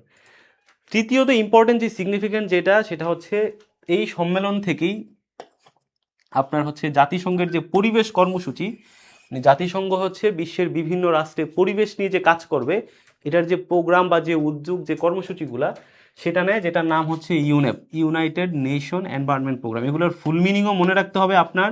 এবং এই ইউনেপ শব্দটা শুনলেই যেন আপনার এটার ফুল মিনিংটা, পূর্ণরূপটা আপনার মনে পড়ে যায়, এইভাবে পড়তে হবে, ইউনাইটেড নেশন এনভায়রনমেন্ট প্রোগ্রামস। তাহলে যদি পরীক্ষায় আসে যে ইউনেপ বা ইউনাইটেড নেশন এনভায়রনমেন্ট প্রোগ্রাম এটা কোন সম্মেলন থেকে গৃহীত হয়েছে, তাহলে এটা হচ্ছে United nation conference human environment থেকে। তাহলে এই যে 5 জুনকে যে পরিবেশ দিবস ঘোষণা করা হয়, তারপরে ইউনেপ, এখন এই যে ইউনেপ যেটা কর্মসূচি, এটার সদর দপ্তর হচ্ছে আপনার আফ্রিকার যে দেশ কেনিয়া আছে, কেনিয়ার নাইরোবিতে। এটাও একটা বিসিএস পরীক্ষা আসছিল যে ইউনেপের সদর দপ্তর কোথায় অবস্থিত। এখন হচ্ছে এই যে ইউনেপ যেটা আছে, এটা তো জাতিসংঘের অধীনে বৈশ্বিক একটা সংস্থা হিসেবে জাতিসংঘ এইটা এনভায়রনমেন্ট নিয়ে কাজ করে। কিন্তু এখন হচ্ছে আমরা দেখি যে আমাদের অসংখ্য সংগঠন আছে যারা, এবং অসংখ্য ব্যক্তি আছে ইন্ডিভিজুয়াল লেভেলে যারা পরিবেশ নিয়ে কাজ করে। ধরুন হচ্ছে গ্রেটা থানবার্গ, যে সুইডিশ অ্যাক্টিভিস্ট, সে হচ্ছে পরিবেশ নিয়ে কাজ করে, সে তো কোনো প্রতিষ্ঠান না। আবার আমরা দেখি যে অনেক বেসরকারি এনজিওস প্রতিষ্ঠান আছে পরিবেশ নিয়ে কাজ করে। এখন এই ধরনের ব্যক্তি লেভেলে এবং প্রাতিষ্ঠানিকভাবে যারা হচ্ছে পরিবেশ নিয়ে কাজ করছে, তাদেরকে স্বীকৃতি দেওয়ার জন্য একটা এই ইউনেপ যেটা করেছে, সেটা হচ্ছে সে একটা পুরস্কার প্রবর্তন করেছে, যেটা নাম হচ্ছে গ্লোবাল 500 রুল অফ অনার। এই যে গ্লোবাল 500 রুল ফর অনার, এটা হচ্ছে সেই ব্যক্তি এবং বিভিন্ন প্রতিষ্ঠানগুলো যারা পরিবেশ নিয়ে কাজ করে তাদের জন্য পুরস্কারটা প্রবর্তন করে। পরবর্তীতে এটার নামটা যেহেতু একটু কেমন যেন বিদঘুটে, এটার নামটা পরিবর্তন করে 2005 সালে ইউনেপ যেটা করে, ওইটা হচ্ছে চ্যাম্পিয়ন্স অফ দি আর্থ। তাহলে এই যে চ্যাম্পিয়ন্স অফ দি আর্থ যে সম্মাননা, এই সম্মাননাটা হচ্ছে দেওয়া হয়। তাহলে হচ্ছে জাতিসংঘের পরীক্ষায় আসে যে বেসরকারি পর্যায়ে কিংবা ব্যক্তি পর্যায়ে যারা পরিবেশ নিয়ে অবদান রাখে, তাদেরকে ইউনেপ অথবা জাতিসংঘ কোন পুরস্কারে ভূষিত করে, তাহলে সেটা হচ্ছে চ্যাম্পিয়ন্স অফ দি আর্থ। তাহলে যদি পরীক্ষায় আসে চ্যাম্পিয়ন্স অফ দি আর্থ কোন পর্যায়ে দেওয়া হয়, সরকারি পর্যায়ে জলবায়ু পরিবর্তনের ভূমিকা, বেসরকারি পর্যায়ে জলবায়ু পরিবর্তনের ভূমিকা, তাহলে হচ্ছে এটা হবে বেসরকারি পর্যায়ের ব্যক্তি এবং যে সংস্থাগুলো আছে তাদেরকে হচ্ছে এই চ্যাম্পিয়ন্স অফ দি আর্টস দেওয়া হয় ইউনাইটেড নেশন এনভায়রনমেন্ট প্রোগ্রাম এটার অধীনে।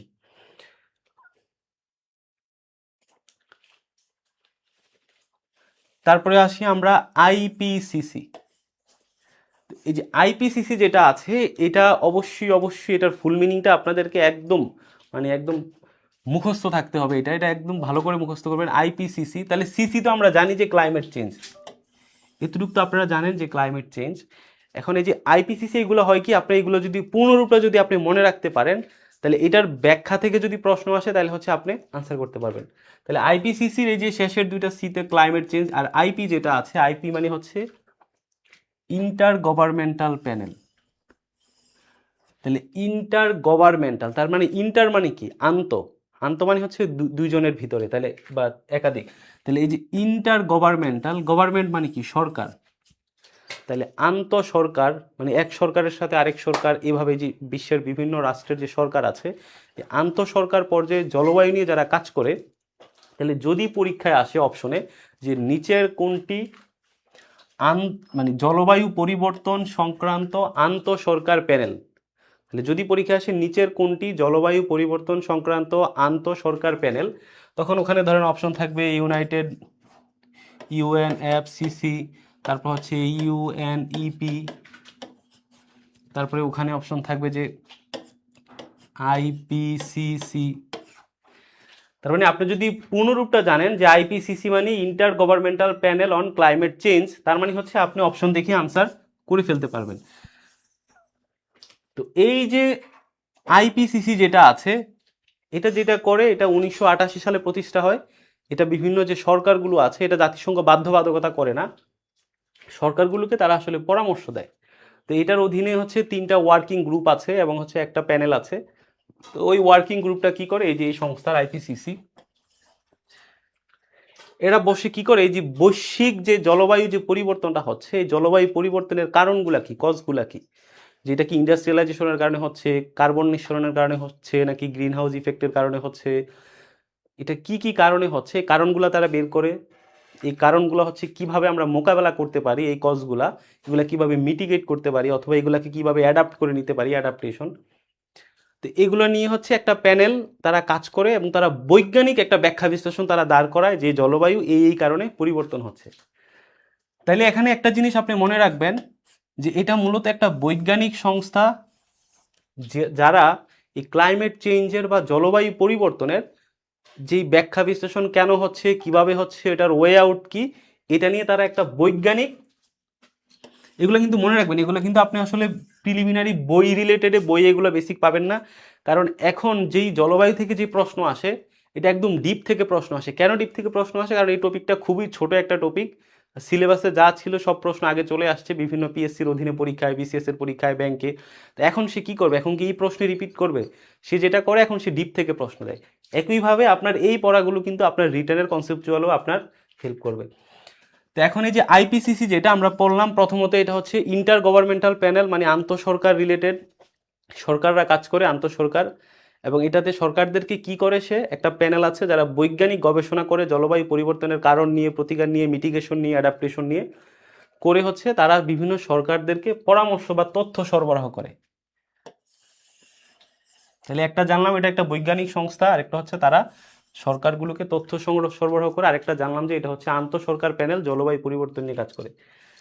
তারপর হচ্ছে তারা এটার বৈজ্ঞানিক যে ভিত্তি, কি কি কারণে এটার প্রভাব, ঝুঁকি, মিটিগেশন, আমরা বললাম যে ওয়ে আউটটা দেখায়, পলিসি দেখায়, বিভিন্ন সরকারকে বলে যে আপনার যে দেশে যেই জলবায়ুর যে ইম্প্যাক্ট আছে বা আপনার কারণে যে জলবায়ুতে প্রভাবটা পড়ছে, এটা আপনি এইভাবে এই পলিসি নিয়ে আপনি মোকাবেলা করতে পারেন, এই ধরনের তথ্য বা পলিসি তারা সরকারগুলোকে দেয়। তৃতীয়ত হচ্ছে বিশ্বজুড়ে এই যে জলবায়ু সংক্রান্ত যে যে গবেষণাগুলো হচ্ছে, এগুলাকে মূল্যায়ন করে সে প্রতি বছর বিশ্বে জলবায়ুর যে প্রভাব, ইম্প্যাক্ট, এগুলোকে সে অ্যাসেসমেন্ট করে, মূল্যায়ন করে সে প্রতি বছর একটা অ্যাসেসমেন্ট রিপোর্ট প্রকাশ করে। আর 4 নাম্বার যে তার, তাহলে এই তিনটা একটু মনে রাখবেন। আর 4 নাম্বারে যে জিনিসটা মনে রাখবেন, যেটা রিপিটেটিভ প্রশ্নে আসে, সিলেবাস থেকে যদি প্রশ্ন আসে, সেটা হচ্ছে এই যে আইপিসিসি আমরা এখন পড়তেছি, inter governmental panel on climate change, এই আইপিসিসি এটা আসলে কিভাবে গঠিত হয়েছিল। তো জাতিসংঘের 2টা সংস্থা আছে, ওই 2টা সংস্থা মিলে হচ্ছে এই আইপিসিসিটা গঠন করে। ওই 2টা সংস্থার একটা হচ্ছে জলবায়ু রিলেটেড, ক্লাইমেট রিলেটেড, পূর্বাভাস রিলেটেড কি আছে, ওয়ার্ল্ড মেট্রোলজিক্যাল অর্গানাইজেশন, মানে হচ্ছে বিশ্ব আবহাওয়া যে সংস্থাটা আছে, ওয়ার্ল্ড মেট্রোলজিক্যাল অর্গানাইজেশন, তাহলে জলবায়ুর সাথে তো আবহাওয়া রিলেটেড। তো যে কারণে একটু মনে রাখবেন এই যে হুমু যেটা আছে, ওয়ার্ল্ড মেট্রোলজিক্যাল অর্গানাইজেশন, এই একটা সংস্থা। আরেকটা সংস্থা হচ্ছে যেটা আমরা উপরে পড়ে আসছিলাম, UNEP, united nation environment programme.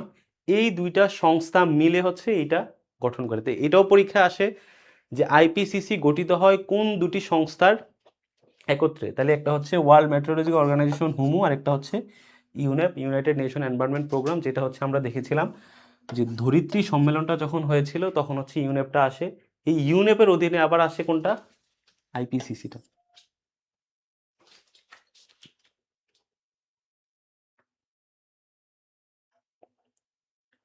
ধরিত্রী দিবসের সূচনা কোনটা? এটা হচ্ছে পরীক্ষা, এখানে ধরিত্রী দিবসটা আসবে, যে এটা হচ্ছে ধরিত্রী দিবস হচ্ছে 2 তারিখ, যেটা আমরা পড়লাম। আর এখান থেকে হচ্ছে যে 22শে এপ্রিল, যেটা এটা তো ধরিত্রী দিবস আপনারা পড়লেন। এখানে জাতিসংঘ কবে এটাকে স্বীকৃতি দেয় সালটা একটু মনে রাখবেন, যে 2009 সালে। ওই 70 সালের ওই যে মার্কিন সিনেটর যে পরিবেশবাদী আন্দোলনটা শুরু করেছে, সেটাকে স্মরণীয় করে রাখার জন্য ধরিত্রী দিবসটা শুরু হয় 2009 সাল থেকে। তাহলে এটা যদি কত সাল থেকে আসে, তাহলে হচ্ছে 9 সালটা মনে রাখবেন। তাহলে যে আইপিসিসি যেটা ওয়ার্কিং গ্রুপস, আপনাদেরকে এটা ব্যাখ্যায় বলে দিয়েছি যে 3টা ওয়ার্কিং গ্রুপ আছে, যে একটা বৈজ্ঞানিক দল আছে, গবেষক দল আছে, তারা কি করে, একটা দল ওয়ার্কিং গ্রুপ যেটা আছে, এটা হচ্ছে রিটেনের জন্য, কনসেপচুয়ালের জন্য গুরুত্বপূর্ণ। তাহলে রিটেন যে কনসেপচুয়াল আছে, এই ওয়ার্কিং গ্রুপটা খুবই গুরুত্বপূর্ণ কনসেপচুয়ালের জন্য। তাহলে আমরা বললাম যে এটা কি করে, আইপিসিসি একটা ওয়ার্কিং গ্রুপ আছে, জলবায়ু পরিবর্তনের বৈজ্ঞানিক ভিত্তি নিয়ে কাজ করে। ওয়ার্কিং গ্রুপ 2 যেটা করে, এটা কি কি আমাদের কি কি প্রভাব ফেলতেছে, এটাকে কিভাবে অভিযোজন করা যায় এবং ঝুঁকিগুলা কি, আইডেন্টিফাই করে। 3 নাম্বার যে ওয়ার্কিং গ্রুপ যেটা আছে, এটা যেটা করে, সে বৈজ্ঞানিক ভিত্তি নিয়ে কাজ করে, সে হচ্ছে প্রভাব এবং ঝুঁকিটা আইডেন্টিফাই করে। আর 3 নাম্বার গ্রুপটা হচ্ছে আপনি জলবায়ুটা কিভাবে মোকাবেলা করবেন, এই প্রভাবটাকে কিভাবে প্রশমন করা যায়, মিটিগেশন করা যায়, সেটার কৌশলগুলা নির্ণয়ন করে 3 নাম্বার ওয়ার্কিং গ্রুপ।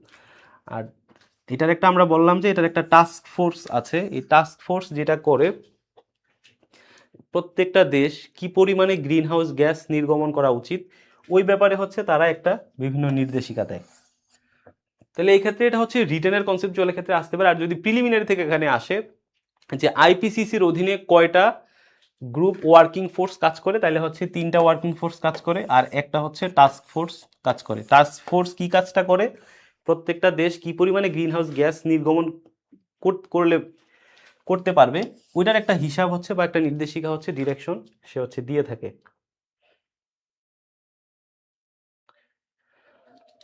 তারপরে হচ্ছে আমাদের বাসেল কনভেনশন, সবগুলা কিন্তু গুরুত্বপূর্ণ। আমরা যেগুলো পড়ছি আমরা কিন্তু সিরিয়ালে পড়ার চেষ্টা করছি এবং আপনাদেরকে আমি ডিপলি পড়ানোর চেষ্টা করছি, যেন হচ্ছে এখান থেকে যেই ধরনের প্রশ্ন আসুক না কেন আপনি যেন পারেন। তাহলে এই যে বাসেল যে শহরটা আছে, এই শহরটা মনে রাখবেন এটা কোথায়, এটা হচ্ছে ধরেন সুইজারল্যান্ডের একটা বিখ্যাত শহর হচ্ছে বাসেল।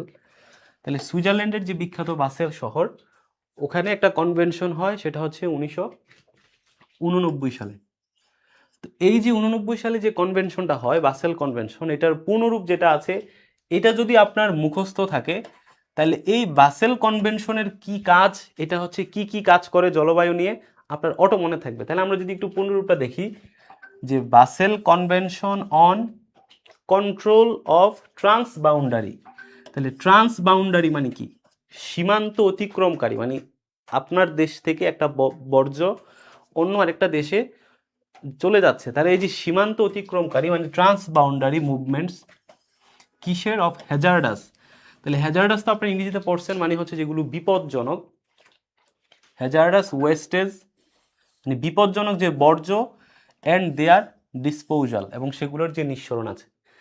তার মানে বাসেল কনভেনশনটা হচ্ছে এই যে সীমান্ত অতিক্রমকারী যে ক্ষতিকর বর্জ্য যেগুলো আছে, যেগুলো ওয়েস্টেজ আছে, ধরেন ইন্ডাস্ট্রিয়াল ওয়েস্টেজ বা ক্ষতিকর যে বর্জ্য আছে যেগুলোর কারণে পরিবেশ ক্ষতিগ্রস্ত হয়, এবং সেই বর্জ্যগুলো শুধু আপনার দেশের মধ্যেই সীমাবদ্ধ থাকে না, এগুলো ট্রান্স বাউন্ডারি, সীমানা অতিক্রম করে।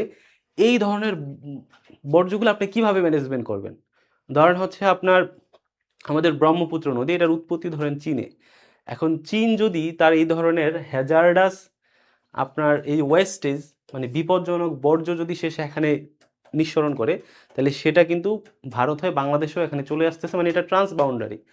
ঠিক একইভাবে ধরেন চীন, সে তার সকল ইন্ডাস্ট্রিয়াল যে বর্জ্য আছে, যেটা ক্ষতিকর বর্জ্য, এই যে হ্যাজার্ডাস ওয়েস্টেজ, সেটা ধরেন সে দক্ষিণ চীন সাগরে সে নিঃসরণ করলো, মানে ওয়েস্টেজ ফালালো।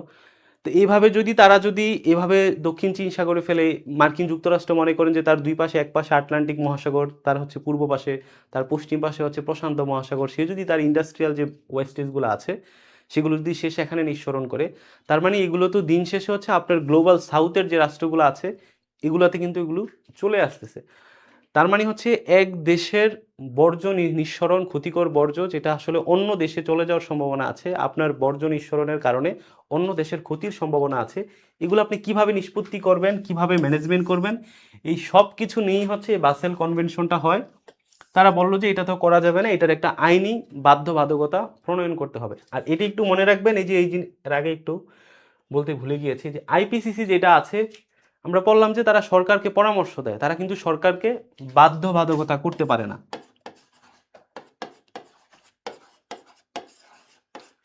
বাধ্যবাধকতা করতে পারে না, তারা যে সরকারকে পরামর্শ দেয়। কিন্তু বাসেল কনভেনশন যেটা আছে, বাসেল কনভেনশন হচ্ছে এই ট্রান্স বাউন্ডারি বর্জ্য যেগুলো আছে এটাকে কিভাবে ম্যানেজমেন্ট করা হবে এটা নিয়ে সুইজারল্যান্ডের বাসেল শহরে একটা চুক্তি গৃহীত হয়, যেটা 1989 সালে, আর কার্যকর হয়েছিল 1992 সালে। এখানে সাল গুরুত্বপূর্ণ, এখানে গুরুত্বপূর্ণ হচ্ছে নিচের কোনটি ক্ষতিকর বর্জ্য ব্যবস্থাপনা নিয়ে কনভেনশন, তাহলে এটা হচ্ছে বাসেল কনভেনশন। তো এই বাসেল কনভেনশনের উদ্দেশ্যগুলো জাস্ট একবার একটু দেখবেন, যে আন্তঃসীমান্ত আমরা তো পড়লামই, যেগুলো ট্রান্স বাউন্ডারি ওয়েস্টেজ আছে সেটা। দ্বিতীয়ত হচ্ছে এই যে ক্ষতিকর বর্জ্য যেগুলো আছে এগুলো যেন উৎপাদনটা আমরা কমাই। তারপরে ক্ষতিকর বর্জ্যের যে ব্যবস্থাপনা, ইএসএম, মানে হচ্ছে এনভায়রনমেন্ট ম্যানেজমেন্ট যে সিস্টেম আছে, পরিবেশগত ব্যবস্থাপনা। আরেকটা হচ্ছে অবৈধ বাণিজ্য প্রতিরোধ, মানে উন্নয়নশীল দেশে অবৈধভাবে যে বর্জ্যগুলো হয় এগুলা অনুন্নত রাষ্ট্রে তারা হচ্ছে নিক্ষেপ করার চেষ্টা করে, পাচার করার চেষ্টা করে। তো এগুলো অবরোধ করার জন্য আইনি যে বাধ্যবাধকতা এই যে বাসেল কনভেনশনের মধ্যে আসে। আরেকটা গুরুত্বপূর্ণ হচ্ছে তারা একটা রিপোর্ট প্রকাশ করে, তো এই রিপোর্টটার নাম হচ্ছে নোটিস অ্যান্ড কনসেন্ট। নোটিস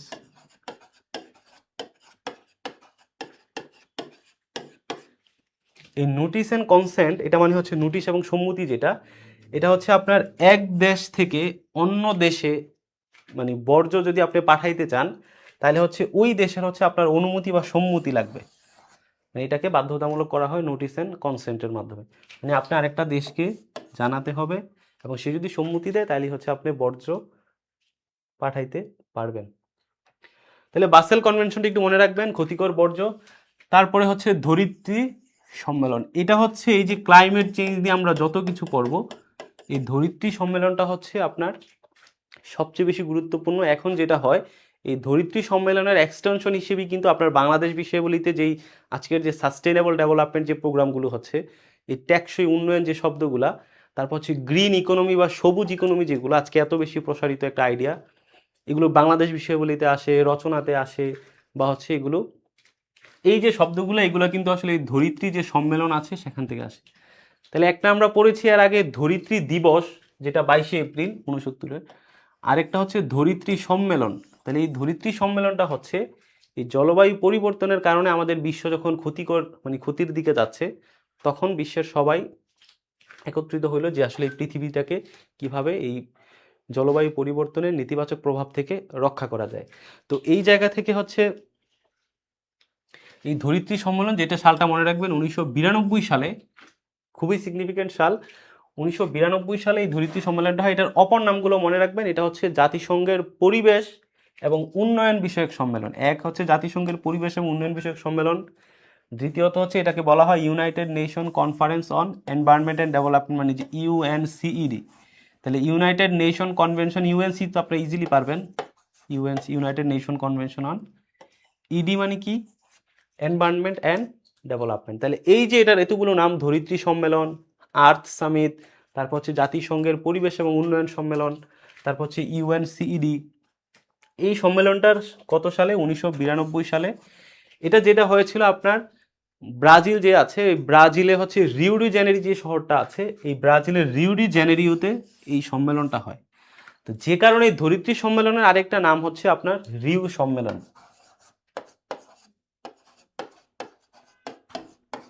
তাহলে এটা রিও, এটা থেকে একাধিক পরীক্ষায় প্রশ্ন আসছে। ধরিত্রী সম্মেলন কত সালে হয়? 1992 সালে।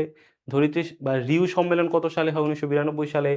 এই ধরিত্রী সম্মেলনটা কোথায় অনুষ্ঠিত হয়? ব্রাজিলের রিও ডি জেনেরি শহরে, 1992 সালেই সম্মেলনটা হয়। তো এখন এই যে রিও কনফারেন্স যেটা হয়, এটা থেকে যেই পরীক্ষাটায় আসে এটা হচ্ছে আপনার এই যে সর্বশেষ 50তম যে বিসিএস, এখান থেকেই প্রশ্ন আসছে। তারপর হচ্ছে এখান থেকে রিটেনেও প্রচুর প্রশ্ন আসে। এই ধরিত্রী সম্মেলনে কিছু স্পেসিফিক প্রোগ্রাম গৃহীত হয়, মোটা দাগে হচ্ছে 5টা প্রোগ্রাম। এই প্রোগ্রামগুলো আপনার সাধারণত সচরাচর বইগুলোতে আপনারা পাবেন না।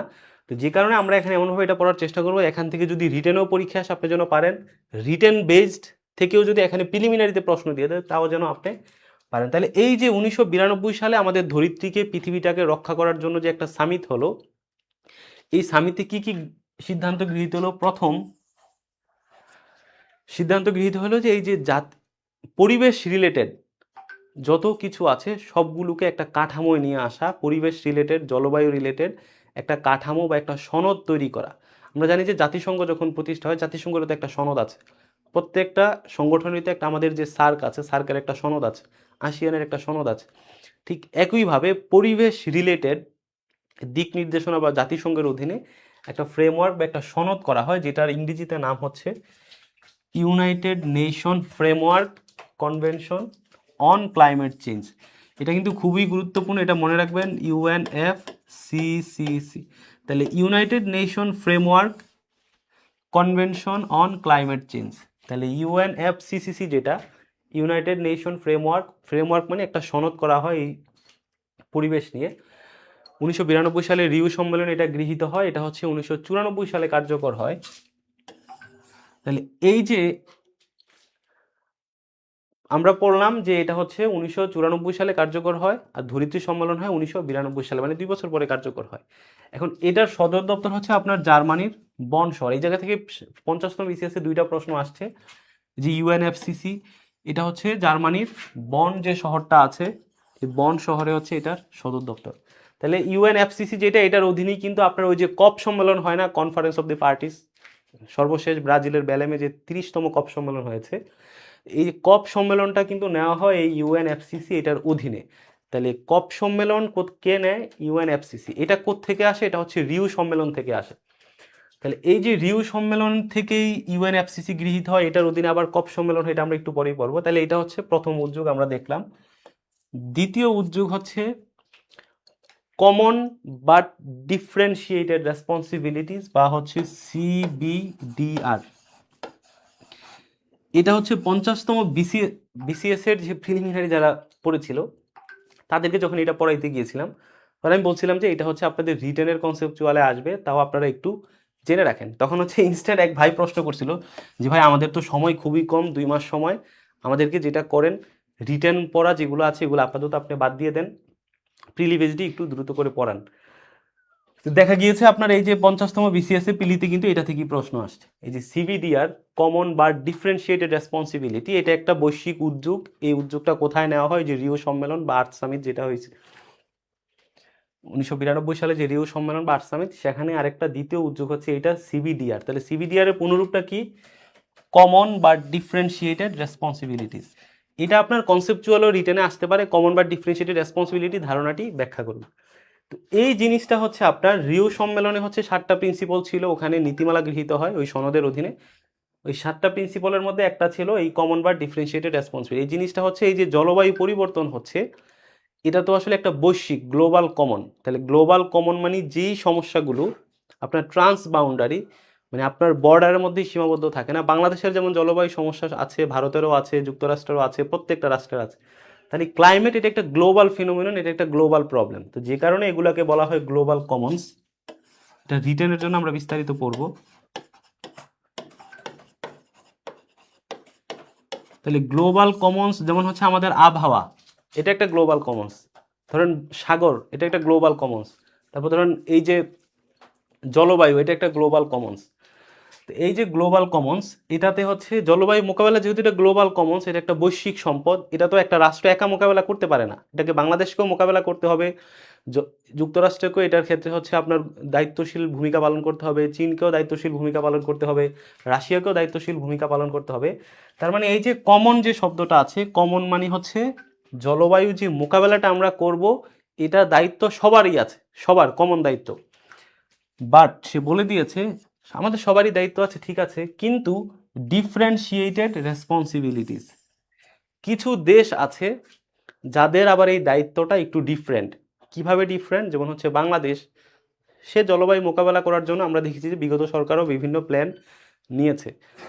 প্রত্যেকটা রাষ্ট্রই, ধরেন শ্রীলঙ্কা, মালদ্বীপ, তারাও জলবায়ু মোকাবেলা করার জন্য বিভিন্ন দায়িত্ব পালন করছে, তার মানে এটা কমন। কিন্তু এই যে জলবায়ু পরিবর্তন হচ্ছে, এটাতে কার ভূমিকা বেশি?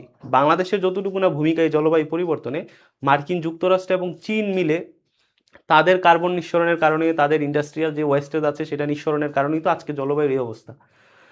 তো এ কারণে হচ্ছে তারা বলছে যে যেই জলবায়ু পরিবর্তনের সবচেয়ে ভূমিকা বেশি যাদের যাদের কারণে জলবায়ুটা বেশি পরিমাণে নেতিবাচকভাবে পরিবর্তন হচ্ছে তাদের দায়িত্বটা বেশি পালন করতে হবে।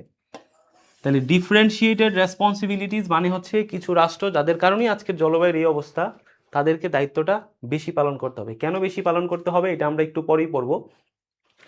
তো এখান থেকে পরীক্ষায় আসছিল এই যে সিবিডিআর বা হচ্ছে কমন বা ডিফারেন্সিয়েটেড রেসপন্সিবিলিটিস, এই উদ্যোগটি কোন সম্মেলনে নেওয়া হয়েছিল? ওখানে ছিল কোপেনহেগেন সম্মেলন, ওখানে ছিল আপনার রিও সম্মেলন, ওখানে ছিল প্যারিস সম্মেলন, ওখানে ছিল কানকুন সম্মেলন। তাহলে এটা কি হবে? রিও সম্মেলন। ভাই দরজাটা একটু দেখে। 3 নাম্বার যে উদ্যোগটা আছে এই আর্থ সামিটে, বৈশ্বিক সম্মেলনে 3 নাম্বার উদ্যোগটা হচ্ছে আপনার এই যে টেকসই যে বিষয়টা আছে না আজকের, যে সাস্টেইনেবল ডেভেলপমেন্ট, মানে পরিবেশের ক্ষতি না করে আমার জিডিপি গ্রোথ, পরিবেশের ক্ষতি না করে আমার প্রপার্টি রিডাকশন, পরিবেশের ক্ষতি না করে আমার মৎস্য সম্পদ আহরণ, পরিবেশের ক্ষতি না করে আমার বনজ সম্পদ আহরণ, পরিবেশের ক্ষতি না করে আমার খনিজ সম্পদ আহরণ, আপনার আমাদের বঙ্গোপসাগরের ক্ষতি না করে সেখান থেকে মৎস্য সম্পদের আহরণ, যে ব্লু ইকোনমি যেটা, তারপর সুন্দরবনকে ক্ষতি না করে সেখানে ইকোনমিক যে গ্রোথ আছে সেটা। তার মানে এই যে সাস্টেনেবল ডেভেলপমেন্টের যে আইডিয়াটা, যে টেকসই উন্নয়নের যে আইডিয়াটা, এই আইডিয়াটা আসে মূলত এই যে এজেন্ডা 21 নামে একটা এজেন্ডা গ্রহণ করা হয় এই আর্থ সামিটে। এজেন্ডা 21 মানে 21 দ্বারা একবিংশ শতাব্দীর যে জলবায়ু পরিবর্তনের যে নেতিবাচক প্রভাব সেগুলাকে অ্যাড্রেস করার নামই এজেন্ডা 21। তাহলে আমরা কয়টা জিনিস পাইলাম আর্থ সামিট থেকে? একটা ইউএনএফসিসি, যেটার অধীনে কপ সম্মেলনগুলো হয়ে থাকে। তারপর আমরা পাইলাম যে সিবিডিআর, কমন বাট ডিফারেন্সিয়েটেড রেসপন্সিবিলিটিস। তারপর আমরা পাইলাম এজেন্ডা 21 বা টেকসই উন্নয়ন রিলেটেড। চতুর্থত এই সম্মেলনে জীববৈচিত্র্য যেটা আছে আমাদের, এই যে আপনার CBD, convention on biological diversity, অর্থাৎ আমাদের যে জীববৈচিত্র্য যেগুলো আছে এগুলো জেনেটিকলি মডিফাইড বেশিরভাগ যেগুলো। তো এই যে জীববৈচিত্র্য এগুলাকে সংরক্ষণ করার জন্য, মানে জলবায়ু পরিবর্তনের কারণে আমাদের চারপাশের যে জীববৈচিত্র্য আছে সেগুলো যেন নষ্ট না হয়ে যায়, এই রিলেটেড একটা ইউনাইটেড নেশন সিবিডি যেটা আছে এটা এখানে গ্রহণ করা হয়। 5 নম্বরে যেটা আছে আপনার ডেজার্টিফিকেশন যেটা আছে, যে মরুভূমি হয়ে যাচ্ছে না বিভিন্ন জায়গায়, বিভিন্ন ল্যান্ড কৃষি জমি দেখা যাচ্ছে যে খরার কারণে সেখানে আর ফসল উৎপাদন হয় না।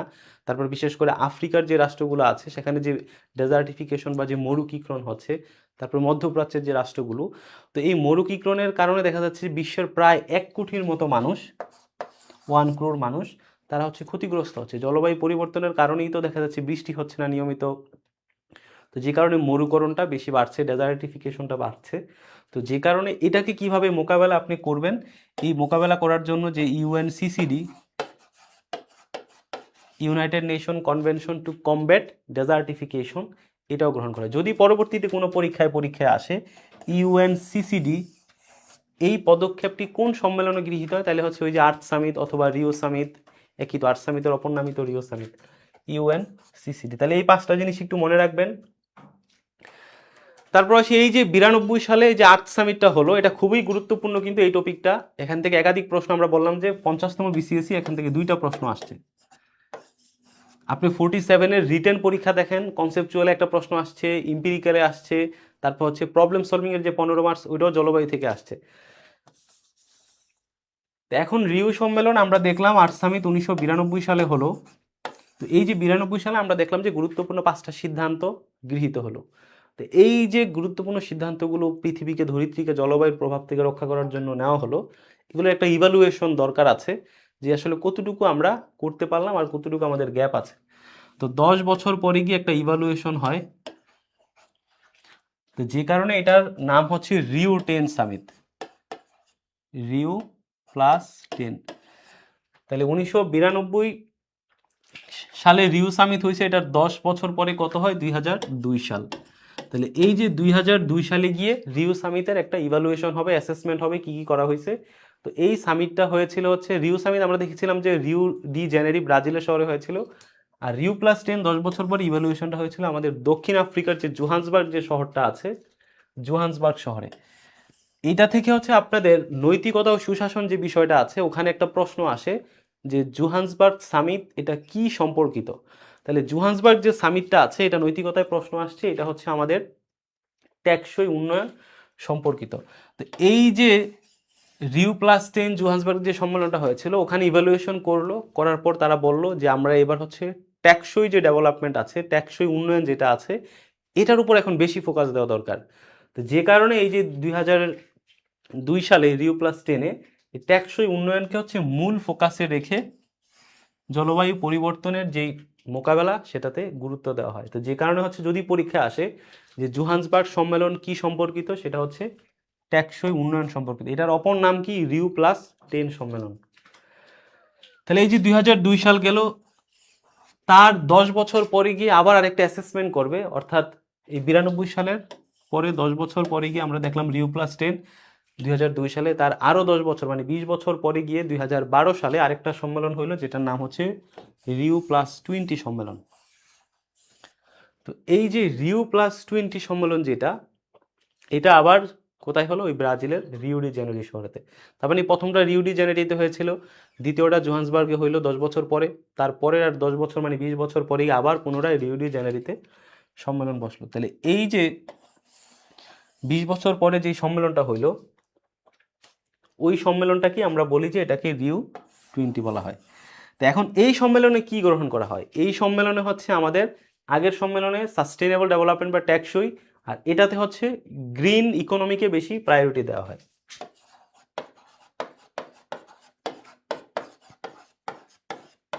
গ্রিন ইকোনমি বা হচ্ছে সবুজ অর্থনীতি। তাহলে সবুজ অর্থনীতি মানে হচ্ছে আপনার ইকোনমির যতটা সেক্টর আছে সব জায়গায় হচ্ছে পরিবেশ বান্ধব যে ইকোনমি সেটা। তাহলে এটাতে হচ্ছে সাস্টেইনেবল টেকসই, আর এটাতে হচ্ছে গ্রিন। তাহলে হচ্ছে আমরা পড়লাম রিউ সম্মেলনে 5টা দেখলাম কি কি।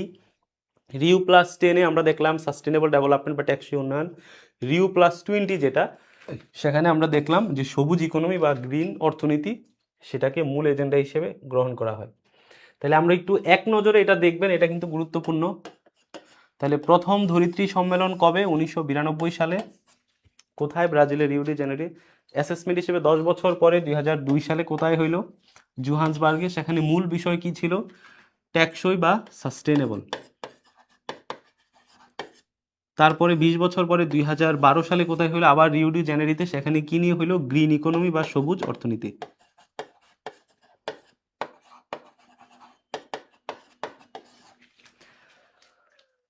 তারপরে 30 বছর পরে, এটা যেহেতু 10 বছর পর পর ইভ্যালুয়েট হয়, 30 বছর পরে 2022 সাল। তাহলে এটা যদি রিউ+10 হয়, এটা যদি 20 বছর পরে যদি রিউ+20 হয়, তাহলে 30 বছর পরে এটা তো রিউ+30 হওয়ার কথা ছিল। এটা রিউ+30 না দিয়ে এটাকে কেন নাম দেওয়া হলো স্টকহোম 50? এটা নাম দেওয়া হলো কি? স্টকহোম 50। এটা এ কারণে স্টকহোম 50 দেওয়া হয়েছিল, এই 30 বছর পরে কি ইভ্যালুয়েশনটা হয়েছিল সুইডেনের রাজধানী স্টকহোমে। তো যে কারণে এটা নাম হয়েছে স্টকহোম। একই সাথে এটা 30 না হয়ে 50 হয়েছে, আমরা এক পড়েছিলাম মনে আছে যে হচ্ছে আপনার 1972 সালে একদম শুরুতে আমরা যখন পড়ে আসলাম,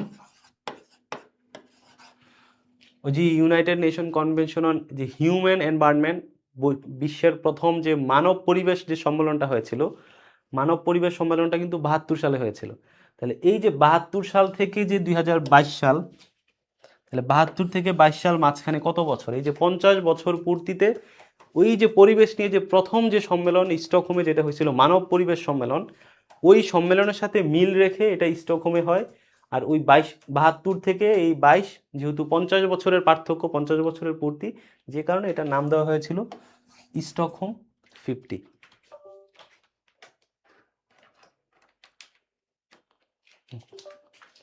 পিসির সাউন্ড যাচ্ছে ওখানে, মানে এই যে ল্যাপটপের কম্পিউটারের নোটিফিকেশন অফ করুন, একটু অফ করে দিন তাহলে। তার মানে এই যে রিউ সম্মেলন যেটা, এটা তো আপনার একদম ক্লিয়ার কাট আইডিয়া থাকতে হবে।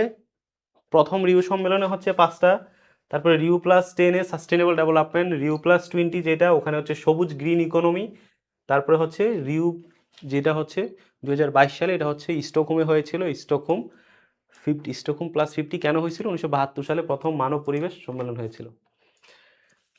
তারপর হচ্ছে আমরা এই স্লাইডে একদম শেষের দিকে চলে আসছি, আর বেশি সময় নাই। মরুভূমি প্রতিরোধ সংক্রান্ত, তাহলে আমরা পড়লাম না ওই যে ডেজার্টিফিকেশন যেটা হয়েছিল রিও সম্মেলনের 5টার উদ্যোগের মধ্যে একটা ডেজার্টিফিকেশন। তো এটা হচ্ছে রিও সম্মেলনের উদ্যোগটা গৃহীত হয়, মানে উদ্যোগটা নেওয়া হয়, তবে এটাকে এস্টাবলিশ করা হয় তার 2 বছর পরে ওই রিও সম্মেলনের উপর ভিত্তিতে 1994 সালে United nation convention to combat ডেজার্টিফিকেশন। তাহলে এই যে মরুকরণটা কিভাবে রোধ করা যায়, তাহলে যদি পরীক্ষায় আসে যে এই যে মরুকরণ সংক্রান্ত যে সম্মেলন এটা কোনটা, তাহলে সেটা হচ্ছে ইউনাইটেড নেশন কনভেনশন, তারপর হচ্ছে কমব্যাট ডেজার্টিফিকেশন। তাহলে ডেজার্ট মানে মরুভূমি, ওই ডেজার্ট থেকে ডেজার্টিফিকেশন। তাহলে ডি দেখলেই তো আপনারা বুঝতে পারবেন যে এটা হচ্ছে ডেজার্টিফিকেশন মানে হচ্ছে মরুকরণ সংক্রান্ত। তো এটা হচ্ছে 1994 সালে রিও সম্মেলনের 2 বছর পর এটাকে আনুষ্ঠানিকভাবে কার্যকর করা হয় রিও সম্মেলনের ওই সিদ্ধান্তের ভিত্তিতে। এবার আসি হচ্ছে কপ সম্মেলন। কপ সম্মেলনের মাধ্যমে হচ্ছে আমরা আজকের ক্লাসটা শেষ করব। তো এই যে কপ সম্মেলন, এটা আপনাদেরকে ব্যাকগ্রাউন্ড পড়লাম কোথায় থেকে আসলো, যে ইউএনএফসিসি যে ইয়াটা আছে। তাহলে এটা কি হয়, জাতিসংঘের পরিবেশ বিষয়ক জাতিসংঘের কনফারেন্স অফ দি পার্টিজ। তাহলে এটার পূর্ণরূপ কি একটা বিসিএস এ আসছিল, এবং এই 2000 আপনাদের 50 যে বিসিএস হলো এখান থেকে একটা প্রশ্ন আসছিল। এটা খুবই ভালো করে পড়তে হবে, এখানে রিটেনেও পরীক্ষা আসে, কনসেপচুয়ালে আসে, এম্পিরিক্যালে আসে, প্রবলেম সলভিংয়ে আসে। তাহলে কপ সম্মেলনের পুনরূপ হচ্ছে কনফারেন্স অফ দি পার্টিজ। এই পার্টিজ মানে হচ্ছে বিশ্বের যে 195টা যে স্বাধীন রাষ্ট্র আছে, যে জাতি রাষ্ট্রগুলো আছে, এই রাষ্ট্রগুলোকে একত্রিতভাবে বলা হয় হচ্ছে পার্টিজ। আর কনফারেন্স মানে হচ্ছে এই স্বাধীন রাষ্ট্রগুলোর একটা সম্মেলনকে এই জন্যই নাম দেওয়া হয়েছে কনফারেন্স অফ দি পার্টিজ, মানে জাতি রাষ্ট্রগুলোর একটা সম্মেলন। কি নিয়ে সম্মেলন? পরিবেশ নিয়ে সম্মেলন।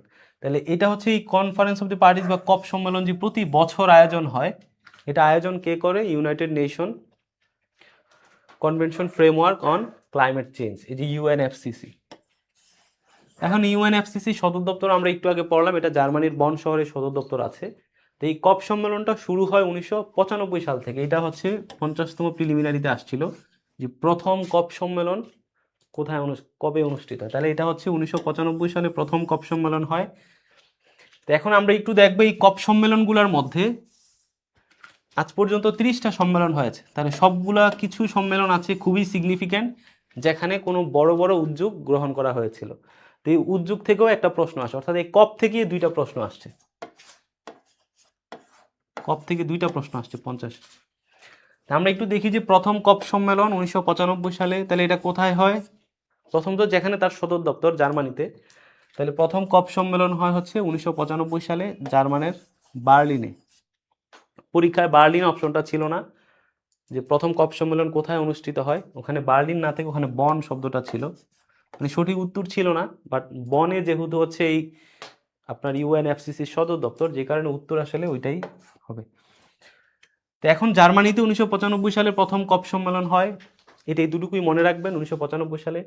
তারপরে কপ যে কপ 15 মানে কপ 15 যে সম্মেলনটা 2009 সালে, এটা হচ্ছে আপনার ডেনমার্কের রাজধানী কোপেনহেগেনে হয়। তাহলে কোপেনহেগেনে যে কপ 15 যে সম্মেলনটা হয়, এই সম্মেলনে যেটা হয় যে ধনী রাষ্ট্রগুলা থেকে আপনার একটা ফান্ড বা তহবিল গঠন করবে, যেই তহবিলের মাধ্যমে দরিদ্র যে রাষ্ট্রগুলো আছে যারা এই জলবায়ু পরিবর্তনের ক্ষতির সম্মুখীন হচ্ছে, বাট এটাকে মোকাবেলা করার জন্য ফাইন্যান্সিয়াল সাপোর্ট নাই, ক্যাপাসিটি নাই, আধুনিক টেকনোলজি নাই, তাদেরকে তো সাপোর্ট দিতে হবে। এই সাপোর্ট দেওয়ার জন্য একটা তহবিল গঠন করতে হবে, যেটার নাম হচ্ছে গ্রিন ক্লাইমেট ফান্ড বা জিসিসি। তো এই কপ 15তম কপ সম্মেলন যেটা হচ্ছে আপনার ডেনমার্কের রাজধানী কোপেনহেগেনে 2009 সালে হয়েছিল, তখন তারা একটা এই উদ্যোগ গ্রহণ করলো, মানে প্রস্তাব করলো যে আমরা একটা তহবিল গঠন করি, দরিদ্র রাষ্ট্রগুলোকে আমরা জলবায়ু মোকাবেলা করার জন্য আমরা হেল্প করব। তো এই সম্মেলনে হয় বৈশ্বিক তাপমাত্রা হচ্ছে 2 ডিগ্রি সেলসিয়াসের নিচে নামিয়ে আনার কথা বলা হয়েছিল। তারপর হচ্ছে কপ 16 সম্মেলন যেটা 2010 সালে হয়েছিল। এই কপ 16 সম্মেলন 2010 সালে, এটা মেক্সিকোর কানকুন শহরে। এই শহরটা খুবই গুরুত্বপূর্ণ। কানকুন শহরটি কোথায়? মেক্সিকো, শব্দটা মনে রাখবেন, কানকুন শহর কোথায়? মেক্সিকোতে অবস্থিত।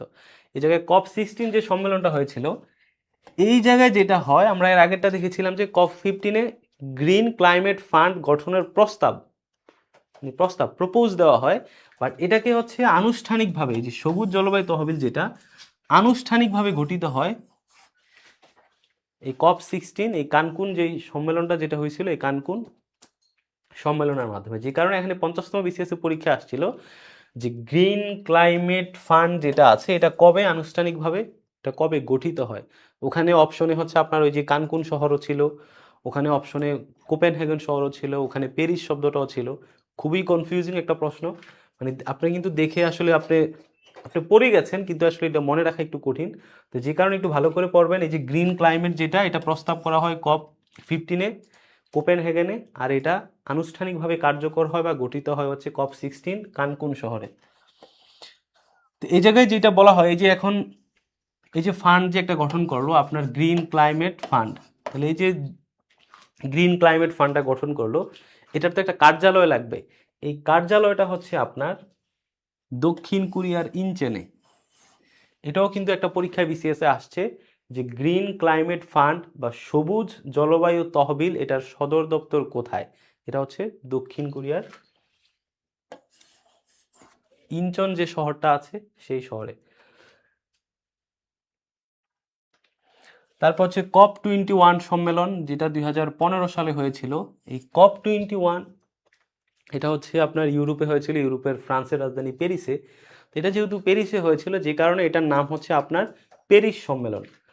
তার মানে হচ্ছে COP21, এটি একটু মনে রাখবেন। COP21 2015 সালে, সালটাও গুরুত্বপূর্ণ, হয়েছিল কোথায়? প্যারিসে অনুষ্ঠিত হয়েছিল, ফ্রান্সের রাজধানী, যেখানে এটা প্যারিস সম্মেলন বলা হয়। তো এই সম্মেলনে যা যা সিদ্ধান্ত নেওয়া হয়েছে সেগুলোকে একত্রিত করে প্যারিস এগ্রিমেন্ট বা হচ্ছে প্যারিস জলবায়ু চুক্তি বলা হয়। তো এই যে প্যারিস জলবায়ু যে চুক্তিটা আছে এখানে আসলে বলা হয়েছিল যে হচ্ছে এই যে গ্রিন ক্লাইমেট যে ফান্ড আছে এখানে যেন সবাই যেন ফান্ড দেয়, একটা ফান্ডের একটা ইয়ে করা হয়েছিল যে কোন রাষ্ট্র কি পরিমাণে চাঁদা দেবে, ফান্ড দিবে। সেখানে বলা হয়েছিল যে আসলে আমাদের যে প্রাক ইন্ডাস্ট্রিয়াল লেভেলে আমাদের ইন্ডাস্ট্রিয়ালাইজেশন কবে শুরু হয়, ইন্ডাস্ট্রিয়ালাইজেশন হচ্ছে ইউরোপে যখন শিল্প বিপ্লব হয় অষ্টাদশ শতাব্দীতে। সেই শিল্প বিপ্লবের পরবর্তীতে আমাদের এই জলবায়ুর যে পরিবর্তনটা এটা আরও বেড়ে যায়।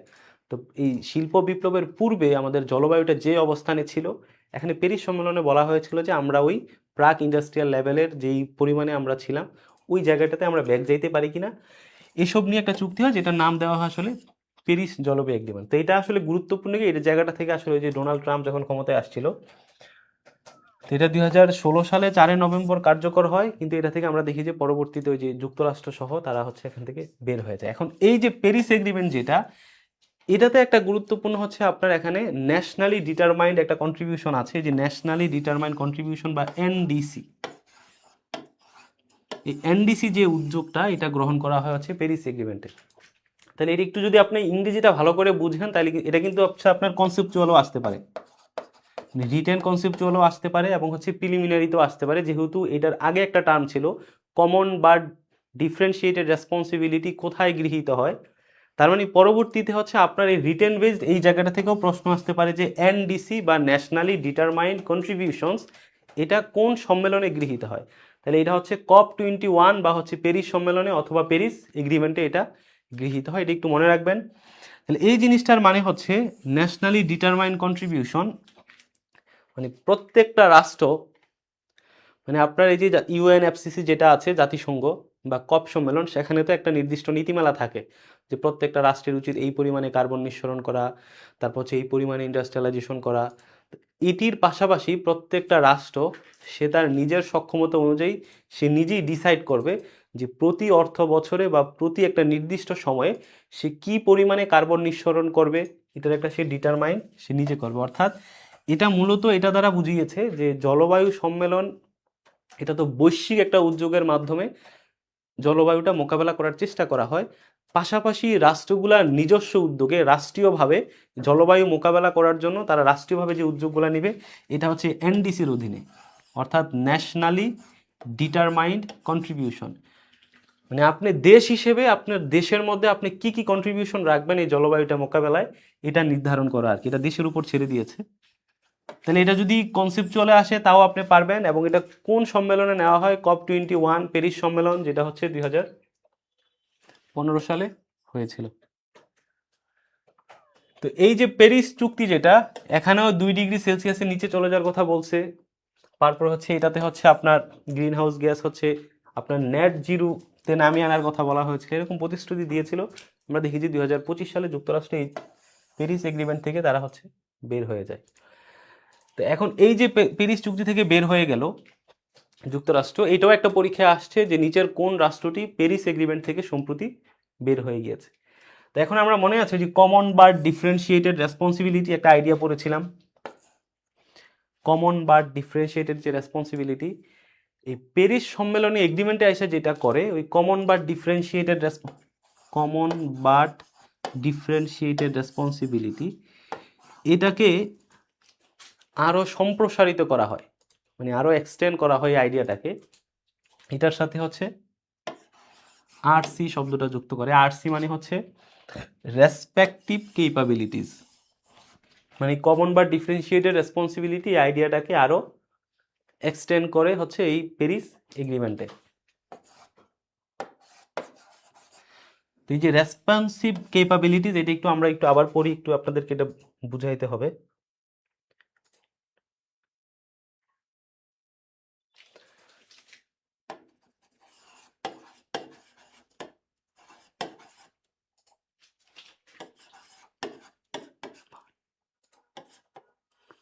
তাহলে একটা হচ্ছে কমন, আর একটা হচ্ছে কমন রেসপন্সিবিলিটি,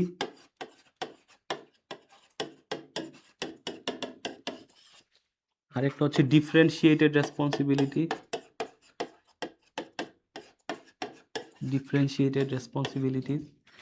আরেকটা হচ্ছে যেটা প্যারিস এগ্রিমেন্টে নতুন করে যুক্ত হয় সেটা হচ্ছে রেসপেক্টিভ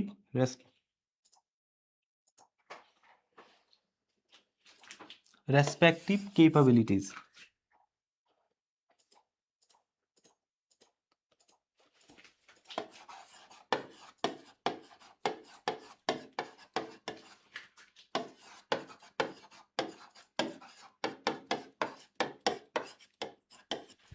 তাহলে এটি একটু মনোযোগ দিয়ে শুনে, এটা হচ্ছে কনসেপচুয়ালও আসতে পারে, প্রিলিমিনারিতেও আসতে পারে। আইডিয়াটা খুবই গুরুত্বপূর্ণ, যেহেতু 50তম বিসিএস প্রিলিতে দিয়েছে সে, তার মানে সামনে একাধিকবার সেটা থেকে দিবে।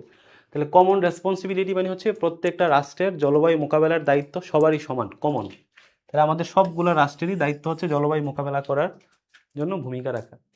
ডিফারেন্সিয়েটেড রেসপন্সিবিলিটিস আমরা পড়লাম যে বাংলাদেশ তো আসলে ওই পরিমাণে কার্বন নিঃসরণ করে না, বাংলাদেশের কারণে তো ওই পরিমাণে গ্রিন হাউস গ্যাস নির্গমন হচ্ছে না, বাংলাদেশের কারণে তো জলবায়ু পরিবর্তন যতটুকু না হচ্ছে তার থেকে চীন এবং যুক্তরাষ্ট্র তারা একা যেই পরিমাণে কার্বন নিঃসরণ করে, চীন ধরেন সর্বোচ্চ, যুক্তরাষ্ট্র দ্বিতীয়। তো সেক্ষেত্রে এই জলবায়ু মোকাবেলার ক্ষেত্রে বাংলাদেশের দায়িত্ব আর চীনের দায়িত্ব, বাংলাদেশের দায়িত্ব আর যুক্তরাষ্ট্রের দায়িত্ব, জলবায়ু মোকাবেলার ক্ষেত্রে মালদ্বীপের দায়িত্ব আর ইউনাইটেড স্টেটের দায়িত্ব, চীনের দায়িত্ব তো এক হবে না। যেহেতু চীন বেশি কার্বন নিঃসরণ করে, যেহেতু মার্কিন যুক্তরাষ্ট্র বেশি জলবায়ু পরিবর্তনে ভূমিকা রাখছে, সেহেতু মালদ্বীপের চেয়ে মার্কিন যুক্তরাষ্ট্রের দায়িত্বটা বেশি। এটা কি বলা হয়? Differentiated responsibilities. তাহলে এই দুইটা আইডিয়া ক্লিয়ার। 3 নাম্বারটা হচ্ছে রেসপেক্টিভ কেপাবিলিটিস। তাহলে এই কেপাবিলিটিস মানে হচ্ছে আমার সক্ষমতা।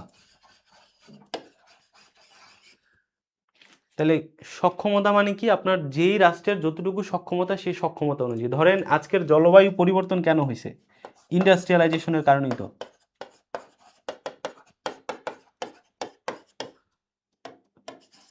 তাহলে আজকে যদি আপনি মার্কিন যুক্তরাষ্ট্র দেখেন, তারা কিন্তু শিল্পোন্নত রাষ্ট্র, মানে একটা সময় তারা ইন্ডাস্ট্রিয়ালাইজেশনের মধ্য দিয়ে গেছে, প্রচুর পরিমাণে শিল্পায়ন হয়েছে, সেখানে নগরায়ন হয়েছে, তখন তারা পরিবেশের দিকে খেয়াল করে নাই, তাদের ইকোনমিক গ্রোথটা হয়েছে। ওই যে মনরো ডক্ট্রিন যখন নিয়েছিল মনে আছে এর আগে, আমরা পড়াবো মনরো ডক্ট্রিনের ক্ষেত্রে। তো মার্কিন যুক্তরাষ্ট্র তখন একটা ইন্ডাস্ট্রিয়ালাইজেশনের মধ্য দিয়ে গিয়েছে, তখন তারা এই পরিবেশের নীতি, পরিবেশকে রক্ষা করতে হবে, ওইগুলা দেখে নাই, তারা কেবল উন্নয়ন করেছে। আমরা দেখি যে অষ্টাদশ শতাব্দীতে ইউরোপে শিল্প বিপ্লবটা যখন ইংল্যান্ডে শুরু হয়, তখন কিন্তু তারা এত পরিবেশ, এত জলবায়ু, এত রুলস রেগুলেশন, পরিবেশ নিয়ে, সাস্টেনেবিলিটি নিয়ে, এগুলো নিয়ে মেনে চলে না। তো ইন্ডাস্ট্রিয়ালাইজেশনের মধ্য দিয়ে গিয়ে তারা আজকে শিল্পোন্নত রাষ্ট্র হয়েছে। এখন তারা শিল্পোন্নত যখন রাষ্ট্র, ধনী রাষ্ট্র হয়ে গিয়েছে, এখন তাদের প্রযুক্তিতে তারা সক্ষম আছে। এখন তারা হচ্ছে যেই যেই কারণে পরিবেশের ক্ষতি হয় সেগুলো না করে তারা হচ্ছে প্রযুক্তি, মানে পরিবেশ বান্ধব প্রযুক্তি ব্যবহার করতে পারতেছে, ব্রিটেন, চীন, যুক্তরাষ্ট্র। তাহলে এই যে প্রযুক্তি বান্ধব, পরিবেশ বান্ধব প্রযুক্তি ব্যবহার করে হচ্ছে এই যে আপনার পরিবেশ এনভায়রনমেন্টকে রক্ষা করতেছে। এখন বাংলাদেশের তো এই ক্যাপাবিলিটিস নাই। বাংলাদেশ এখন ইন্ডাস্ট্রিয়ালাইজেশন যদি করতে যায়, তাহলে দেখা যাচ্ছে আমাদের পরিবেশের ব্যাপক ক্ষতি হচ্ছে। কিন্তু এখন ইউরোপের ওরা রুলস রেগুলেশন আপনাকে সেট করে দিচ্ছে যে তোমার পোশাক শিল্পের ক্ষেত্রে পরিবেশের এই স্ট্যান্ডার্ডস এই মানদণ্ড মেনে চলতে হবে, নাহলে কিন্তু আমি বাংলাদেশের পোশাক আমার দেশে আনবো না। তো এখন এই যে রুলস রেগুলেশন সেট করে দিচ্ছে, বাংলাদেশ যদি রুলস রেগুলেশন মানতে চায় তাহলে বাংলাদেশের যে ইন্ডাস্ট্রিয়ালাইজেশন সেটা কিন্তু কমে যেতে হবে। তো যদি কমিয়ে দিই তাহলে আমাদের প্রোডাকশন কমে যাবে, প্রোডাকশন যদি কমে যায় তাহলে আমাদের কারখানার শ্রমিকদেরকে কাট আউট করতে হবে, ডাউন সাইজিং করতে হবে, মানে আমার উৎপাদন যখন কমে যাবে তখন তো শ্রমিকও কমিয়ে ফেলতে হবে, তো যে কারণে আমাদের ইন্ডাস্ট্রিয়ালাইজেশনটা হবে না। তো এই যে একটা ট্রেড অফ তৈরি হয়েছে, এটা রিটার্নে পরীক্ষায় আসে, এটা গত বিসিএসে আসছিল, ট্রেড অফ, আপনি উন্নয়ন বা ইন্ডাস্ট্রিয়ালাইজেশনকে বেছে নেবেন নাকি হচ্ছে পরিবেশকে বেছে নেবেন। তো এরকম ট্রেড অফের মধ্যে উন্নত রাষ্ট্রগুলো তারা ইজিলি করতে পারে, কারণ তাদের প্রযুক্তি আছে, তাদের অটোমেশন আছে, তাদের হচ্ছে কেপাবিলিটিস আছে, কিন্তু বাংলাদেশের তো নাই।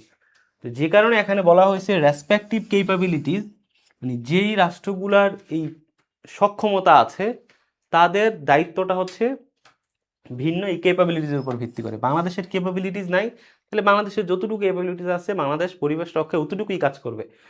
চীনের যেহেতু কেপাবিলিটিস আছে তাহলে তার ক্যাপাসিটি অনুযায়ী সে অতটুকু কাজ করবে। তাহলে এই তিনটা আইডিয়া একটু মনে রাখবেন। একটা হচ্ছে কমন রেসপন্সিবিলিটি, সবার ডিফারেন্সিয়েটেড, যাদের ভূমিকা বেশি পরিবর্তনে তাদের দায়িত্ব বেশি। রেসপেক্টিভ কেপাবিলিটিস, যেটা হচ্ছে প্যারিস সম্মেলনে এই শব্দটা অ্যাড করা হয়,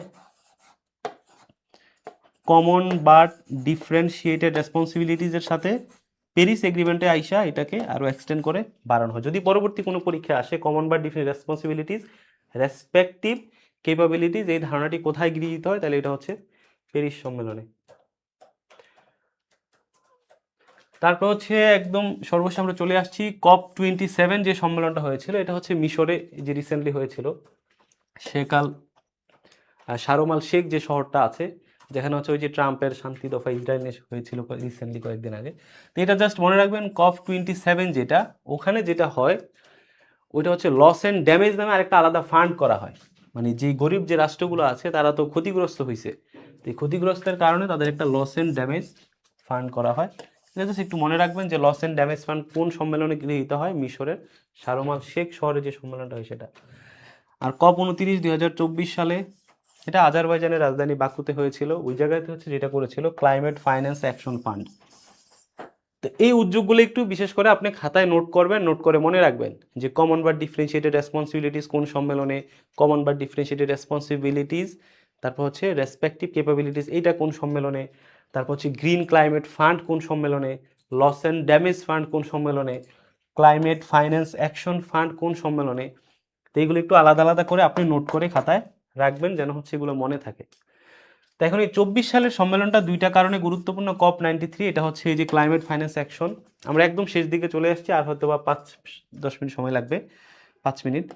আরেকটা হচ্ছে এই COP29 যে সম্মেলনটা হয়েছিল, ওখানে ভুটান যেই রাষ্ট্রটা আছে আমাদের দক্ষিণ এশিয়ার, ভুটান একটা সংগঠন তৈরি করে যেটার নাম হচ্ছে আপনার G0 সংগঠন। তো এটার মধ্যে হচ্ছে 4টা দেশ, ভুটান, পানামা, সুরিনাম, এই রাষ্ট্রগুলো মনে রাখবেন, মাদাগাস্কার। তাহলে ভুটান, পানামা, সুরিনাম, মাদাগাস্কার, এই 4টা রাষ্ট্র ভুটানের নেতৃত্বে একটা আলাদা সংগঠন তৈরি করে, যেই সংগঠনটার নাম হচ্ছে G0 গোষ্ঠী। তাহলে এই যে G0 গোষ্ঠী, এই G0 গোষ্ঠী মানে হচ্ছে আপনার একটা রাষ্ট্রের একটা অর্থ বছরে আপনার শিল্পায়নের ক্ষেত্রে আপনি রাষ্ট্রে যে পরিমাণে কার্বন নিঃসরণ করেন, ওই কার্বন নিঃসরণের কারণে পরিবেশের যে পরিমাণে ক্ষতি হবে, এই জায়গাটাতে হচ্ছে যেটা ভুটান যেটা করেছে, সে একটা অর্থ বছরে যে পরিমাণে কার্বন নিঃসরণ সে করবে, সে ওই অর্থ বছরে ওই পরিমাণে গাছ বা বৃক্ষ রোপণ করে ওই কার্বনটা যেন শোষণ করে নিতে পারে। ওই কার্বন শোষণ করতে যে পরিমাণে গাছ প্রয়োজন, বৃক্ষ প্রয়োজন, যে পরিমাণে ম্যানেজমেন্ট প্রয়োজন, পদক্ষেপ প্রয়োজন, সেগুলো সে গ্রহণ করে। অর্থাৎ আমার কার্বন নিঃসরণ এবং কার্বন শোষণ দুইটা হচ্ছে সমান সমান। এটাকে বলা হয় হচ্ছে, যে কারণে এটার নাম দিচ্ছে হচ্ছে G0, বা হচ্ছে কার্বন শূন্য কার্বন, এই যে কার্বন ঋণাত্মক দেশ। পরীক্ষায় এটাও আসে, নিচের কোনটি কার্বন ঋণাত্মক দেশ। তা আগে শুধুমাত্র ভুটান ছিল, এখন ভুটানের সাথে আরো 4টা যুক্ত হয়েছে, যে মাদাগাস্কার সহ, ওই যে আমরা যেটা বললাম একটু আগে, সুরিনাম সহ মাদাগাস্কার, পানামা, সুরিনাম, ভুটান, এই 4টা রাষ্ট্র।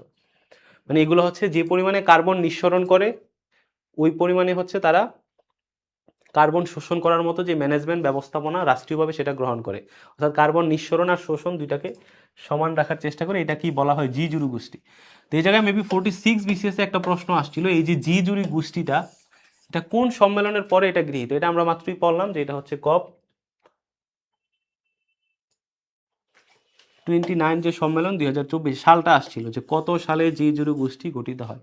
তাহলে এটা 2024 সালে কার নেতৃত্বে, ভুটানের নেতৃত্বে এরকম জি জুরি গোষ্ঠীর সদস্য কে কে, তাহলে ভুটান, পানামা, সুরিনাম, মাদাগাস্কার। তো এই ছিল মোটামুটি হচ্ছে আপনাদের এই জলবায়ু নিয়ে আমাদের যে চ্যাপ্টার, এটা হচ্ছে 5 মার্চ। তো আমরা হচ্ছে একটা পার্ট একটু পড়লাম, পার্ট 1 পড়লাম, আর পার্ট 2 এর যে ক্লাসটা এটা হচ্ছে পরবর্তী ক্লাস, অর্থাৎ আমরা আরেকটা ক্লাস করলে মোটামুটি জলবায়ু যে চ্যাপ্টারটা আছে এটা শেষ হয়ে যাবে। তো এখান থেকে আমাদের পিলির জন্য যে 5 মার্চ এটাও কভার হয়ে গেল। আর এখান থেকে এটা, এই অধ্যায়টা আগে শুরু করেছি এই কারণে, কারণ এটা যেহেতু ছোট একটা টপিক কিন্তু এটার সিগনিফিক্যান্ট অনেক বেশি, কারণ এটা রিটেনে আছে, কনসেপচুয়ালে আছে, রচনাতে আছে, সব জায়গায় আছে, যে কারণে এটা আমরা আগে শেষ করলাম, যে 5 মার্ক আগে শেষ হয়ে যাবে। তো এই ছিল মোটামুটি প্রথম পার্ট। আর সেকেন্ড পার্টে আমরা যখন বাকিগুলো পড়বো পরবর্তীতে, ওইটাও আরো গুরুত্বপূর্ণ, ওখানে হচ্ছে Q2 প্রোটোকল থাকবে, কাটাগোনা প্রোটোকল থাকবে, ওগুলো গুরুত্বপূর্ণ। তো এই ছিল মোটামুটি আজকের ক্লাস। আপনাদের যদি কোনো প্রশ্ন থাকে তাইলে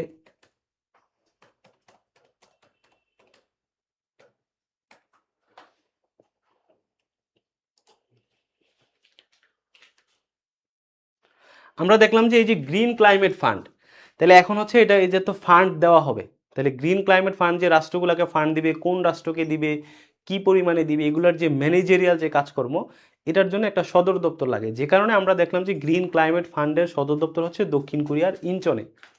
ঠিক একইভাবে ইউএনএফসিসি যেটা, এটা হচ্ছে একটা ফ্রেমওয়ার্ক, এটা হচ্ছে একটা সনদ, United nation framework convention on climate change, ইউএনএফসিসি, United nation framework convention on climate change, যেটা আছে, আমরা বললাম যে এটা হচ্ছে আর্থ সামিট থেকে এটা আসে প্রথম। তো এই যে এইটার, এটা তো কপ সম্মেলন প্রতি বছর আয়োজন করবে, কপ সম্মেলন ম্যানেজমেন্ট করবে, ইয়া করবে, যে কারণে এটারও তো একটা সদর দপ্তর প্রয়োজন।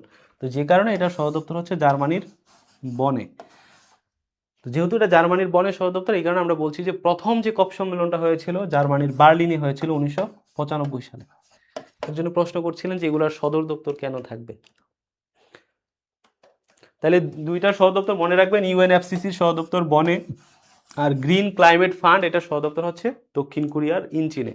যদি কোনো প্রশ্ন থাকে, COP 30 আপনারা একজন প্রশ্ন করেছেন, COP 30 হচ্ছে আমাদের পরবর্তী যে ক্লাস, এটার সেকেন্ড যে পার্ট আছে, পরবর্তী যে ক্লাসে আমাদের আরও এটার যে গুরুত্বপূর্ণ একটা পার্ট আমরা আজকে পড়লাম, আর সেকেন্ড পার্টের যে ক্লাসটা হবে ওই ক্লাসে হচ্ছে আমরা COP 13 সহ ওখানে কিছু যে অধ্যায়টা কিন্তু ছিল শুধু পরিবেশ না, অধ্যায় ছিল হচ্ছে আপনার, অধ্যায়ের নামটা খেয়াল করেন, পরিবেশ ও কূটনীতি। আমরা পরিবেশের একটা পার্ট পড়ছি, কিন্তু এই যে কূটনীতি, যেটা কূটনীতির কিছু জলবায়ু সম্মেলন পড়ছি, এই পার্টটা কিন্তু বাকি আছে। তো এই কূটনীতি রিলেটেড এবং পরবর্তী COP 30 যে সম্মেলন, এটা হচ্ছে আমরা পরবর্তী ক্লাসে পড়ব।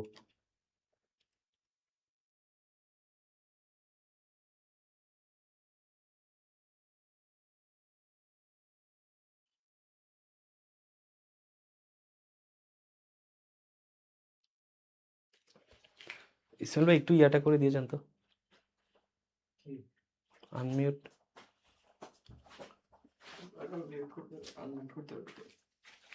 আচ্ছা, প্রশ্ন না থাকলে আমরা মনে হয় শেষ করতে পারি আজকে।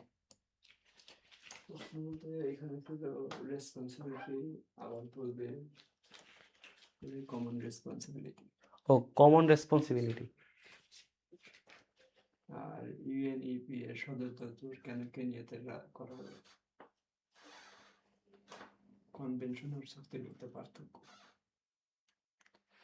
আচ্ছা, ওই যে কনভেনশন, তারপরে হচ্ছে আপনার একটা হচ্ছে কনভেনশন। কনভেনশন মানে হচ্ছে এটা একটা রাষ্ট্র প্রথমে স্বাক্ষর করে, এটা আমরা একদম সর্বশেষ যে ক্লাসটা করবো আন্তর্জাতিকে, ওখানে ওই যে পাওয়ার অ্যান্ড সিকিউরিটি একটা অধ্যায় আছে না, ওই অধ্যায়ের ক্ষেত্রে এগুলো আসবে, কনভেনশন, প্রোটোকল, ট্রিটি, বিস্তারিত পর্ব। কনভেনশন মানে হচ্ছে কোনো একটা বিষয়ে একটা সিদ্ধান্ত নেবে, সবগুলো রাষ্ট্র এটাকে স্বাক্ষর করে, যে হ্যাঁ আমরা এই বৈশ্বিক উদ্যোগের সাথে আমরা আছি, স্বাক্ষর করলো। তো একটা রাষ্ট্র ধরেন বাংলাদেশ স্বাক্ষর করলো, কনভেনশনের ক্ষেত্রে এটা শুধু স্বাক্ষরই করতে হয় না, বাংলাদেশের পার্লামেন্টে আবার এটাকে অনুমোদন নিতে হয়। মানে কনভেনশনের নিয়ম হচ্ছে একটা বৈশ্বিক উদ্যোগ, আমি এটাতে আছি বলে একটা স্বাক্ষর করলাম, শুধু স্বাক্ষর করলেই হবে না, এটা আমার বাংলাদেশ থেকে আমি এটা কার্যকর করব যেদিন হচ্ছে আমাদের দেশ থেকে আমি এটাকে অনুমোদন দিব। তারপরে হচ্ছে ট্রিটি যেটা আছে, এটা আমরা বিস্তারিত সিকিউরিটি অধ্যায়ে পড়ব। ট্রিটি মানে হচ্ছে চুক্তি। কনভেনশন আপনি স্বাক্ষর করলেন, করে বসে আছেন, কোনো বাধ্যবাধকতা নেই, মানলেও চলে না মানলেও চলে। ট্রিটি যেটা আছে এটা মানে হচ্ছে আনুষ্ঠানিক ফর্মাল চুক্তি, যেমন গঙ্গা পানি চুক্তি, ট্রিটি বাংলাদেশের সাথে ভারতের একটা ট্রিটি চুক্তি, মানে এটার মধ্যে আপনার বাধ্যবাধকতা আছে, মানে বাইন্ডিং রিলেশন। বাইন্ডিং মানে হচ্ছে মানে আইনি বাধ্যবাধকতা আছে, আপনাকে মানতে হবে। তাহলে ট্রিটি মানে চুক্তি, এগুলো মানতে হয়। আর কনভেনশন মানে আইনি বাধ্যবাধকতা না, ইনফর্মাল। তো এগুলো আমরা বিস্তারিত সিকিউরিটি অধ্যায়ে পড়বো।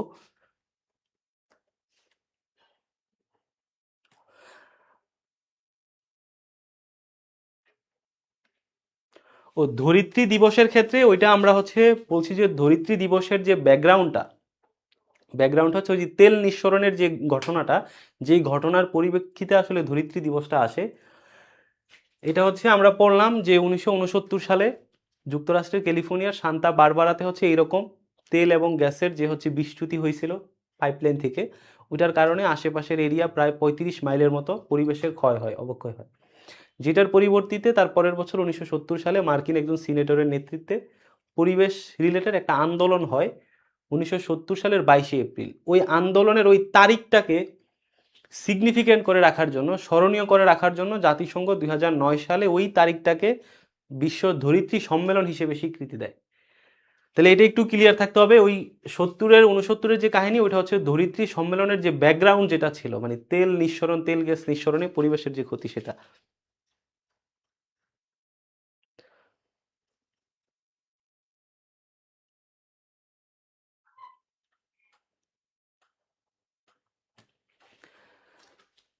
তাহলে আর কোনো প্রশ্ন না থাকলে, জমে কোনো প্রশ্ন আছে? আর